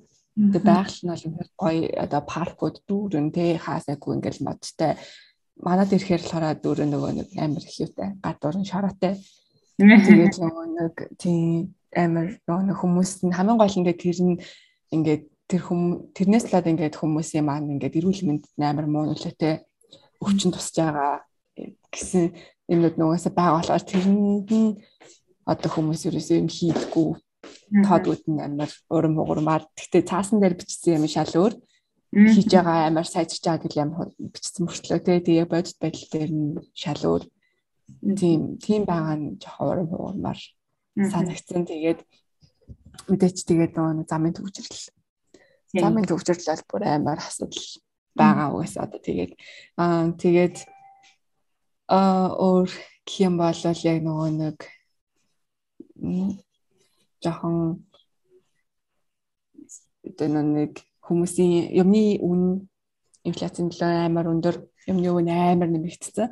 Тэгээ яг тэр нь хамгийн гол нь ингээд нөгөө нэг хэвлэл мэдээлэл ч юм уу тэр бодит байдлыг ерөөсөө мэдээлэхгүй арт өмнө болохоор бараг л манай эдийн засгийн өсөлттэй тэр хүмүүсүүд ярьж байгаагаар болохоор ингээд бид нар сайжраад өсөд байна. Юмны үнээс нэмэгдээгүй гэсэн мөрчлөө ингээд бүр ингээд боддоор ирэхдээ угаасаа ингээд бичих юм төгс шал үнэтэй болсон байгаа мэдэгдэж байгаа байхгүй. Ер нь л өртгөн нь бол бараг лаантай адилхан. Тэгээ бидний авч байгаа цалин бол хүмүүс 10 дахин бага. Тийм лээ. За сэлэнгээ одоо ингээд ийм гой сургууль төгсөөд ирсэн ингээд байгаа тий. Тэгэхээр одоо нэг цаашдаа яг хаана ажиллахаар ямар чиглэлээр ажиллахаар ингээд төлөвлөөд байгаа. Яг диплома болохоор яг бизнесийн байгууллагууд нүүбийн доктортой хөгжлийн зорилтууд гэдэг одоо бидний сайн мэдж байгаа зорилтуудаа 17 зорилтоо. Тэрийг одоо яг яаж бизнесээ байгуулахад өөрсдөө хэрэглэх вэ гэсэн тийм чиглэлээр бичсэн. Яг нэг одоо яг ингээл доктортой хөгжлийг ярихаар мэдээж хамгийн том нөлөөлж байгаа хүчин зүйлс ялцчихгүй улс төр засгийн газрын бодлого хэрэг нөлөөлнө.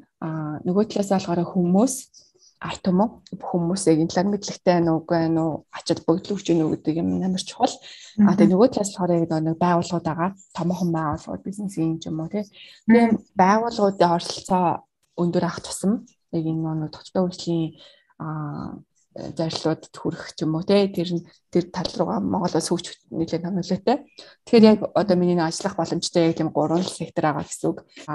Яг нэг иргэний нийгмийн байгууллагуудын хувьд бас арах боломжтой. Одоо яг нэг төслүүд ч юм уу тиймэрхүү ажил боломжтой. Нөгөө талаасаа томоохон одоо Монголын томоохон бизнесийн байгууллагуудад яг яаж доктортой хөгжлийг өөрсдөө шингэх үү? Бизнесийн байгууллагууд уусаа дэлхийд дахин амар өөрчлөгдөж байгаа. Нийгмийн хариуцлага гэдэг асуудал ч өөрөө доктортой хөгжлөдөг юмтай амар уялдаатай болсон. Тэгээд яг миний мэргэжлэр ч гэсэн яг одоо яг тэнд үлдээд ажилд ороод үлдэх үйлбэр амар олон позишн бол байсан. Тэгээд тийм болохоор яг тэр тал дээрээс Монголын байгууллагуудад бас жоохон бас анхаарал ялангуяа банкуд бол нэлээд анхаардаг гэдэг банкуд бол байгаа. Тэгэхээр тиймэрхүү байгууллагт ороод яг тэрэн дээр нь туслах тиймэрхүү бодлоос байна. Эсвэл яг бизнесийн байгууллагуудын маркетинг нийгмийн хариуцлагын тал дээр бас холбоотой ажиллах боломжтой байна. Айгуу гоё чиглэлээр сурсан байна. Тэгээд нэг яг өөрийнхөө одоо диплом гэх юм уу dissertation ярихдаа ингээд бас хэлнээд амар тийм ихтгэл ороод ярьж байгааг нөгөө баг ингээд тэр Шотландын байгалийн ямар байсан бэ гэж асууснаас илүү ингээд нүдэн сэргээл амар гоё өөртөө ихтэй ингээд яриад тэгээд айгуу гоё чиглэлээр сурсан байна. Нөгөө нэг тэгдэжтэй олол нэг бөөнөрөө нэг гүйж байгаа хүмүүсийг биш тэрний эсрэг яв гэдэг шиг ингээд нөгөө нэг айгуу гоё нэр айгуу хэрэгтэй чиглэлээр суралцсан байна. Тэгээд яг чиний нэг сайд гэсэн тэр Шотландтай ингээд үлдээд ажиллах боломжтой байсан гэдэг хэлжсэн шүү дээ. Тэгэхээр одоо ингээд тэтгэлэгчин болохоор таадаг бас заавал Монгол руу буус гэдэг юм уу тий? Тий. Ер нь бол 2 жил Монгол ажиллах хэрэгтэй. Ааха. Тэгэхээр ерөнхийдөө бол буцаадал явж байгаа шүү дээ тий. Тэгэхээр тийм нөгөө нэг иргэншил ч юм уу те тиймэрхүү юм ер нь хүмүүс нь одоо манай монголчууд ер нь аваад тэгэж амьдарч байгаа тийм юу байсан тийм. Тэр яг тэнд нөгөө одоо сураад бас хамгийн багадаа тэдэн жил амьдарсан байх ёстой ч юм уу те эсвэл яг тентхийн иргэнтэй гэр бүл асан бол болдог ч юм уу. Тиймэрхүү янз бүрийн масмнууд байт юм бэлээ. Тэгээд би болохоор нөгөө сая тэнд нөгөө UN Scotland-ийн яг нөгөө COP 26 гэдэг одоо нэг цаг уурын чуулга дэлхийн цаг уурын чуулга болгож байгаа байхгүй. Glasgow-д стандлах гэж байгаа. Тэгээд тэрэнд ясан UN Scotland болохоор дадлага хийх эрх аваад тэгээд ажиллаж исэн, дадлага хийжсэн. Тэгээд тийм болохоор ер нь бол яг UN-ийн чиглэлээр яг ямар ажил юм байна, ер нь бүтцээд юм байна гэдэг яг нэг тэдний медиа тал дээр нь ажилласан байхгүй юу. Тэгэхээр тэр талаар бол ер нь бол ойлголт юмнууд туршлага авсан. Тийм тэгээд тэндээ бол мэдээж үлдээд ингээ ажиллаад аплайдаад тий одоо ингээд яаж болох байсан. Угаасаа манай бас яг нэг sustainable одоо бизнесийн нэг консалтант иймэрхүү хүмүүс болохоор нэлээд бүр ингээд амар хэрэлттэй. Лондонд ч Шотландд ч бүгдэнд нь Америкт ч гэсэн аягүй их ба тэгэхээр тийм болохоор яг би нөө ирэхгүйгээр шууд тэндээ ингээ үлдээл бизнесээ солиулаад тэгэл бас тэгэл янз бүрийн мэгэл сургуулийн төлбөр буцаад ч юм уу эсвэл тийм жоохон тэр бол надад бол жоохон бас хувийнхээ хувьд бол жоохон тийм санагдаад тийм болохоор ямар ч ихсэн буцаж ирээд нэг журмын дагуу ажиллая гэж бодоод тэгээ ирсэн байгаа. Өндөг одоо нэгэн жилийн дотор чинь тэгээ сургуульд тэр чинь яг өөрийнхөө биш чиглэлийн мэргэжлэр тэгээд нэг гадаад хэлээр англи хэлээр сурна. Одоо жишээлбэл сурж үзээгүй хүнд бол за тэгээд гэж бодно. Дүүч би нөгөө чамтай адилхан замаар явцсан. Болохоор ч өөрийнхөө чиглэлээрээ сурж байхдаа ч надад айгүй хүндрэлтэй байсан болохоор чамд бол бүр ингээд яг тэгээд сурж байгаа хүнээс 2 дахин илүү ачаал аваад Тэгээ сэтгэл зүйн ч гэсэн арай их бас нөгөө давтдаг байсан баг. Тэгээд нэг жилийн хугацаа чам богино хахад ингээд дадлага тэгээ бүр ингээд UN гэдэг чинь бас олон улсын том байгууллага шүү дээ. United Nation тэнд ингээд дадлага хийсэн гэдэг чинь болохоор бүр ингээд нэг цаг хугацаагаа айгүй мундаг өнгөрөөсөн байна. Тэгээд тэр чинь зүгээр л ингээд чи би танаа дадлага хиймээр байна гэж чи авахгүй шүү дээ. Энд чинь жижигхэн компанид ч дадлага хийхэд бол өрсөлддөг чи CV болон ярьцлаганд орно гэдэг ингээд тэр чинь ингээд шалгуурлахад ингээд зөндөө их байгаа. Тэгэхэд ингээд бас тэнд ингээд дадлага хийгээд тэр том газар нөх хүмүүстэй ингээд мөнгө зэрэгтэй ажиллаад явж байхдаа бол айгүй их юм асар их юм болсон байгаа шүү дээ. Тэр айгүй цаг мундаг байсан. Цаг хугацаа айгүй мундаг өнгөрөөсөн байна. Тэгээ яг мэд дадлагын үе нөгөө 6 сарын хугацаатай байсан. Тэгээд би нөгөө яарад хурдан иргээд тэгээд ер нь бол хугацаанаасаа төрүүлээд тэгвэл тэр чинь гэхдээ одоо бол яг нь онлайнаар туслах юмнууд дээр нь бас туслаад болон дээрээ юмнууд хийгээ явж байгаа. Зөв. Ста мундаг юм байна. Тэгээд нэг юу болоо сэлэнгээтэй ярилцаад ингээд нэг яг одоо энэ чивнин гэдэг тэтгэлийг бол би зөндөө сонсч байсан. Тэгээд ер нь миний мэдхийн айгүй мундаг хүмүүс авдаг энэ тэтгэлийг. За миний их мэдхийн. Тэгээд ийм тэтгэлэгтэй тэр олон хүн материал өгөөд тэрнээс ингээд нэг 10 хаан хүн Монголоос ингээд тэнцдэг байхад нь тэнцээд тэгээд энэ ковидын ер нь хүмүүс ингээд хамгийн үр бүтээлгүй өнгөрч байгаа жилүүдэд бужигнуулаад тэ айгүй их юм амжуулаад ингээд өөртөө ийм гой боломж олдоод тэ ингээд цаг хугацааг өөр ашигтай өнгөрөөгөөд тэгээд нөгөө нэг Английн ханху Prince William William-ийн болон нэр Kate-ийн төгссөн сургуульд тэ Монголын анхны оюутан болж очиод ингээд суралцсан байгаад нь болохоор айгүй их бахархаж байна. Тэгээд Шотланд миний ерөөсөө очиод үзэж байгаа чиглэл тэр ахгүй юу? Одоо тэр UK, Europe гэдэг газар ямар ч мэдлэг байхгүй. Ингээд заримдаа бас айгүй сонин асуултад асуусан байх. Юу гэж хэлдэг гэлээ? Edinburgh гэлээ. Edinburgh-ийн Edinburgh гэж хэлсэн. Тэгээ ямар ч байсан зөв хэлсэн. Тэгээд айгүй гоё надад л айгүй их таалагдлаа. Тэгээд ямар ч байсан нэг хүн ч гэсэн эндээс ингээд нэг гоё мэдээлэл аваад тэгээд яг хөө энэ тэтгэлийн талаар бас мэдээлэл одоо ингээд та нар манай монголчууд ингээд явангууд таны алумна үүсэнгүүд чинь те бас Монгол арга хэмжээ зохион байгуулалттай те одоо жишээлбэл тэтгэлэг ингээд сонирхож байгаа хүмүүс зориулаад ингээд яа гэм бол тийм нөгөө нэг сая сүүлд нэг шинэ үйлчлэгээ гарсан яг нөгөө Hello MBA гээд яг ер нь хандаа болохоор яг нэг дэлхийн одоо топ сургуулиуд Harvard тэ Америкийн топ сургуулиуд MBA-ээр сурч байгаа хүмүүс ер нь бол юм консалтингийн үйлчлэгээ аягүй хавт юм байна л да. Америк болохоор яг одоо ингээл эсэгээ яг тэр нэг Harvard төгссөн хүмүүсээс ингээл шалгуулаад тэ тэгээд эсэгээ ревю хийлгээл ингээл комент аваад интервью бидэрт mock интервью хийгээл бэлддэг.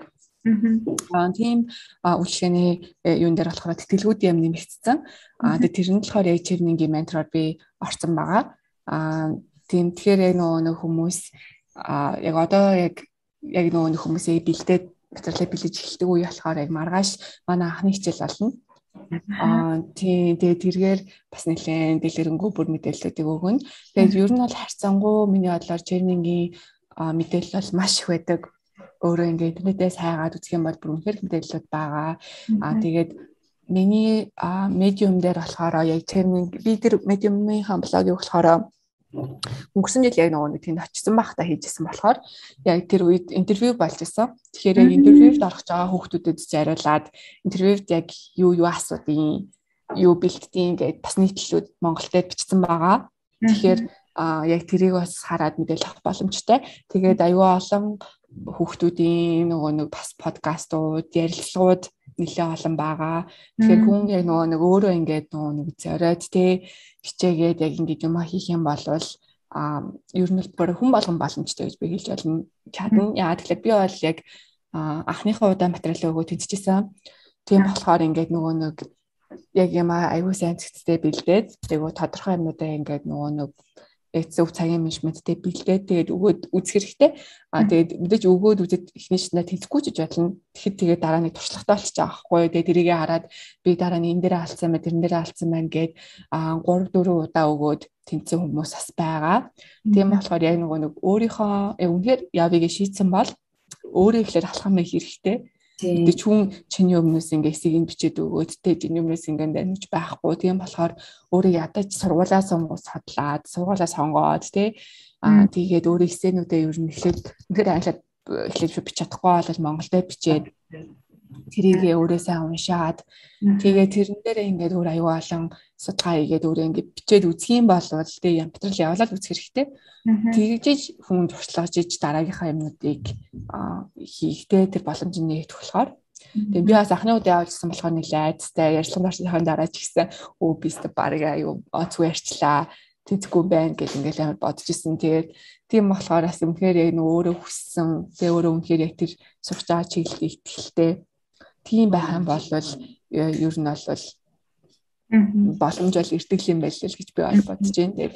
Тийм болохоор тийм яг өөрөө зориглоод үнээр хүсэж ивэл хийгээд үзэх хэрэгтэй хаа. За нөгөө явсан нохоо ясан гэдэг чинь тэ ямар ч хэмжилж байгаа цагт бол үр дүн заавал гардаг. Тэгээд би нөгөө нэг хэрвээ чи надад энэ медиумынхаа одоо тий юуг нь өгч юм уу би бас энэ видеонд оруулаад хэрэг хүмүүс илүү мэдээлэл авмаар байгаа бол Сэлэнгээгийн одоо тэр блогийг уншиж үзэж болох юм байна. Тэгээд Сэлэнгээ бас энэ чивнингийн алумни ингээд бас итгэвчтэй холбоотой янз бүрийн арга хэмжээний зохион байгуулж байгаа юм байна. Тэгээд ер нь яг чиний хэлгээр өөртөө хүсэе гэвэл мэдээлэл бол зөндөө байгаа юм байна. Ямар ч байсан энэ бол Сэлэнгээгийн туршлага байсан. Тэгээд мэдээж яг авах зүйл маш их байсан. Тэгээд нөгөө нэг би болохоор яг энээр чинь л чамайг амар хүнэлж байгаа ахгүй тий. Монголын анхны удаа мундаг сургуулийн тэрнээс гадна дадлан мадлаг олно гэдэг чинь тийм амар биш зүйл гэдгийг би өөрөө ингээд биеэрээ мэдэн тэр чинь чи жишээлбэл ингээд зүгээр адилхан international student-тэй өрсөлдөхөөс гадна тэр чинь чиний яриагаар бол иргэн хүмүүс нь байна гэж байгаа шүү дээ. Монголд ч гэсэн бид нэр байж байгаа том компанид дадлаг хийхэд бол нэлээд юм болдог да. Нэг голомт чинь нэг голомтын 100 оюутан байд ингээд нэлээд юм болоод ингээд тэнд чинь нэг арай их дадлаг хийдэг шүү дээ. Тэгэхээр бас яг нэг талаасаа бас ингээд бодлоо манай монголчууд ингээд гадаадын хүмүүс амарлаа гэж бас бити бодоорой тий. Бид нэр ер нь бол бас ингээд хаач дэлхийн хүн болоод мөр зэрэгцээд ингээд амьдрах ийм ер нь боломж болцоо байгаа шүү. Бид чадж байгаа бол таа ч гэсэн чадна хамгийн гол хүмүүс биед ажиллах хэрэгтэй тий. Тэгээд болыгээд хөдөлмөрлөх юм бол болохгүй зүйл хийж бас өнөхөдөө байхгүй. Тийм болохоор ер нь хүмүүс агай гоё бид нэр өөрсдөө ихтэй тийм байх хэрэгтэй. Тэгээд Сэлэнгээтэй ярьсан ч юм уу айгуу гоё юу авчлаа. Урам зориг авчлаа. Тэгээд Сэлэнгээтэй цаашдын ажил амжилт одоо нөө ажил одоо юу гэдэг те айгуу гоё хүссэн ажлаа олоод одоо манай Сэлэнгээ бол ерөөсөө Сэлэнгээг авсан компани бол үнээр нөгөө нэг ацтай гэдэг шиг ямар ч байсан Сэлэнгээ манай айгуу гоё хүссэн ажлаа олоод тэгээд ботсон чиглэлээрээ ажиллаа те сансан зүйлээ хэрэгжүүлээд ямар ч лсэн энэ одоо sustainable development ч юм те ер нь ямар ч чиглэлээр байсан тэр компанидаа улс их орондоо ямар нэгэн байдлаар value хийж ил байвал тэгээд өөрөө тэрэндээ happy байвал тэгээд балтай эн чинь дээдийн жаргал гэдэг л бахта тэгээд ямар ч лсэн амжилт хүсье гоё баярлаа. Ажилд орохоос өмнө аягүй амраад аваарэ. Угаасаа л нөгөө ажиллах юм чинь. Тэгээд хүүхдээс өмнө аягүй гоё. Тэгээд нөгөө корона байгаа их болохоор бас гарч орч чадахгүй жоохон тийм л энэ тий. Харин тий ах тэгээд ямар ч гэсэн одоо нойр салгидл юм бас гараагүй. Тэгээд жоохон бас ядарсан ярьчлаа. Сэлэнгээ хэзээ ирсэн мөлий нэрээ. Одоо сайхан одоо тий 2-3 сар. Надтай ингээд амар гоо цаг гаргаад ярьсанд маш их баярлалаа. Нэрээ үнхээр талархаж байна. Зүгээрээ. Жоохон ч гэсэн хүмүүсээс тусалж явуулаа. Тэгээд бас нөгөө нэг Томьёогийн бас нөгөө метриунд байгаа. Тэгэхээр тэргээд бас хүүхдүүд нэлээ амар бас манай монгол хүүхдүүд амар юутай болсон мөлий. Амар боломжтой болсон гэх юм уу. Би бол одоо жишээ нь ингээл нөгөө юм одоо хүмүүнээс ингээл интернет орохоос өмнө ингээл өмнөх хүмүүнээс асуугаагүй яд юм ад ингээл юм асуугаагүй өөрөө бэлдээл орж исэн. Тэгэхэд ингээл одоо бол ингээл хүүхдүүд ингээл яах гэсэн зөвлөгөөгөө генетрик лайв бичдэг. Тийм тэгээд бас Томьёогийн өн дээрээс нөгөө нэг ингээд уус усаар нь менторууд нь байждаг. Тэгээд тэд хүмүүсээс ингээд асуулт суугаад ингээд бичдэг. Амар хөөрхөн ингээд 9-р ангийн хүүхдүүд хүртэл ингээд мэрэгжил сонголт энэ төр дээрээ ингээд асуугаал бичиж байгаа нь бол надад бол айгүй бахархууштай санагдсан. Тэгээд би тэнд авах хугацаанд ч гэсэн хүүхдүүдэд аль болох чатгаараа зөвлөгөө өгөөд өөрийнхөө бодлыг хуваалцаад ингээд яриад ингээд зэн шишүүдээ зөв мөмөр яриад явжсэн болохоор эндээ бас сонсож байгаа хүмүүсээ байвал бас тэгээд асууж болно. Тийм асуухад бас нээлттэй шүү. Чадах чинь нэрээ цагаараа хариулаад өгч ялнаа. Ямар гоё юм бэ. Нөгөө нэг нь гаргаж байгаа цаг хугацаа гэдэг чинь өөрөө амар үнцэнтэй. Чи сайн хэлсэн шүү дээ. Чиний ойлгосон юм. Нөгөө гадаадд амьдраад яг тэрийг ойлгосон гэд миний хувьд ч гэсэн онцлог ингээ бид нар чинь яг хүүхдтэй болоод миний хувьд илүү их анзаарсан зүйл юу гэхээр нөгөө нэг Монголд бол тий яг алдартай юм шиг хин нэгэнд нь үлдээгээд гарчдаг бол энд нэг хүүхдээ би хүнээр нэг цаг харуулахын тулд би ямар ч лээс хамгийн багадаа $24 төлнө. Цэцэрлэгт $106 төлдөг өдрийн. Тэгэхээр ингээд яг энэ бүхэнтэй ингээд нэг жишээлбэл Монгол хичээлийн сар очихтай хүүхдээ харуулахтаа тий нэгэн цаг хүүхдээ ээжээрээ харуулахтаа ингээд нөгөө нэг энэ хүмүүний хөдөлмөр тий ингээд энд ингээд явж байгаа гэдэг ингээд нөгөө үнгүй тий хүний цаг хугацаа гэдэг чинь айгүй үнцэнтэй. Тэгэхээр ингээд өөрийнхөө энэ гоё алтан цагийг хүмүүсийн сайн сайхны төлөө ингээд гаргаад тий ингээд энэ чинь өөрөө ментор шиг миний бас нөгөө Австралиг ингээд айгүй сайн яна би нөгөө яриагаа дуусгахгүй өршлүүлчихлээ. Одоо жишээлбэл хүмүүс энд ингээд хүмүүс хүнс зөвлөхөх амар дуртай. Яагаад вэ гэхлээр нөгөө энд тэр ментор тий менторшип гэдэг юм амар сайн хөгжсөн. Нөгөө нэг ингээд жишээлбэл ингээд бүр ингээд за тэгээд энэ одоо ингээд би жишээлбэл ингээд хүнтэй уулзаа тий ингээд би юм асах гэсэн юм а гэдэг хүмүүс чинь ингээд айгүй дуртай зөвдөнгүүтэй бүр ахаад уулзъя. Чи нэг 2 юм уу 3-7 хоногийн дараа ахаад над руу одоо жишээлбэл тий invite явуулчаарай. Тэгээд ингээд тэгэхээр ингээд нөгөө нэг бид нар чинь хүнд зөвлөж байхдаа бас эн чинь leadership skill чи хөгжиж байгаа учраас ингээд нөгөө нэг яг амар их тийм дуртай байд юм байна гэдгийг би бас өөрөө одоо жишээлбэл нөгөө нэг тэр coffee catch up тэр connection network чиний айгүй чухал чиний ирээдүйн career progression ч юм уу те эдгэрт чинь тэнгуут нөө манайд болохоор энэ жоохон хөгжөөгүй. Тэгэхээр цэлэнгээ бол аль үшээ энэ сэтгүүд ингээ байгаа те ингээд хүмүүст ингээд ментор хийгээд өөрийнхөө leadership skill-ийг хөгжүүлээд ингээ явж гин гэдэг чинь яг зүгээр ингээ Монголд ийм сэтгхүүгүй лидерүүд бас өндөө байгааг би өөрөө ингээ анзаарсан байхгүй те. Одоо чи ингээ нөгөө нэг тэр гоё хүрээлэл байгаа хүмүүс байна. Гэтэл тэр хүрээлэл байхгүй, тэрэнд access хийж болохгүй хүүхдүүд бас зөндөө байгаа. Хүүхд чинь хэрвээ тийм хүүхдүүд те та хаана ямар ч мундаг албан тушаалтай бай. Хичээ тантай 30 минут те кофе ууж болох уу гэхэд заа гэдэг тийм мундаг лидерүүд л байх хэрэгтэй байхгүй Монголд. Тийм хүмүүс айгүй хоортой. Би өөрийнхөө түвшний хүнтэйгээ л харьцсан. Гэтэл энд миний хувьд бол яг сургуулаа төгсчөөл те айгуу том компани senior одоо менежертэй ч юм уу те би тантай уулзаа тантай те 30 минут ингээ кофе ууж болох уу гэж хэлэхэд үгүй энэ хин бэ гэж хэлжсэн үнэ шигч байгаагүй. Тэгэхээр манай монголчууд яг энэ сэтгүүгээ өөрчлөлөө. Тэгэх юм бол бид нөгөө нэг манай залуу үе маань өөрсдөө айгуу зөв чиглэлээр яваад өөрсдийгөө олоод энэ өөрөө цаашдаа хүмүүс чинь хөгжих юм бол хорон хөгжих нь хамгийн гол үндэс шүү дээ. Тэгэхээр манай сэлэнгөө бол угаасаа юм ундаг. Тэгээд энэ бас юу айгуу сайн юу байгаарэ одоо тий. Хим маягийг ингээд айгуу олон хүн мэдэх юм бол дараагийн манай залуучуудад маш их хэрэгтэй болохоор тийм харин тийм болохоор яг нэг аль болох ингээд нөө хүн дас амар тусалж ийн гэсэн тэр нөө мэдрэмж нь өөр амар гоё яадаг болохоор яг угаасаа л өнгөрсөлөөс хойш аль болох хүмүүст амар хариу өгөөл бичээлжсэн тэгээд яг нөө жоохон хүүхдүүд бичгээр бүр айгүй хөөрхөө ингээд тэр хүмүүс тэгээд бас айгүй мондо хүүхдүүд байгаа юм байна гэл ингээл бүр айгүй дуртай байдаг гэсэн. Тэгээд яг таны хэлсэнчлээ нөө иймэрхүү боломжийг нөө гадны хүмүүс айгүй мэддэг болохоор би одоо яг тэр UN Scotland-ийн яг тэр нэг стратегийн захиралтай нь нөө манай сургуультаа орсныхын дараа яг танилцаад тэгээд яг холбогдоод тэгээд тэр арга хэмжээний юун дээр ажиллах тэр юун дээр нь орж исэн байхгүй юу. Тийм болохоор яг тэр боломжууд тэр хүнд ингээ бас өөрийгөө зөв ойлгуулад явах гэдэг чинь өөр амар чухал болохоор яг таны хэлснээрээс хүмүүс айгуу тийм нэг би биндээ чадхаараа бас тусалдаг байвал тэр нь л хамгийн чухал юм болоо.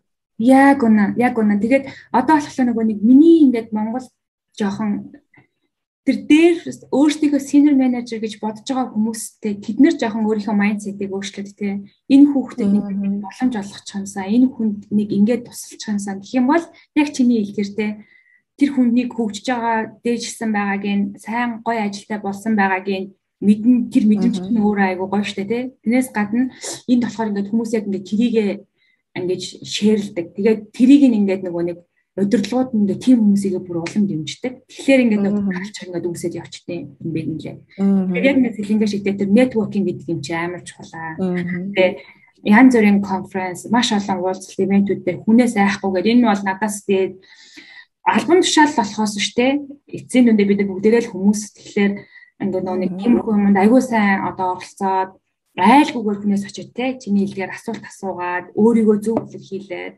ингээд явхад бол те боломжууд бол зөндөө байгаа. Тэгээд аягүй гоё яриа ярьлаа сэлэнгээтэй бүр аягүй гоё. Нэг бид нар хөл хорионд байгаа байхгүй ерөөсө хүнтэй уулзахгүй байгаа. Онлайнаар ингээд чамтай ярилцсан ч юм аягүй гоё санагдчихлаа.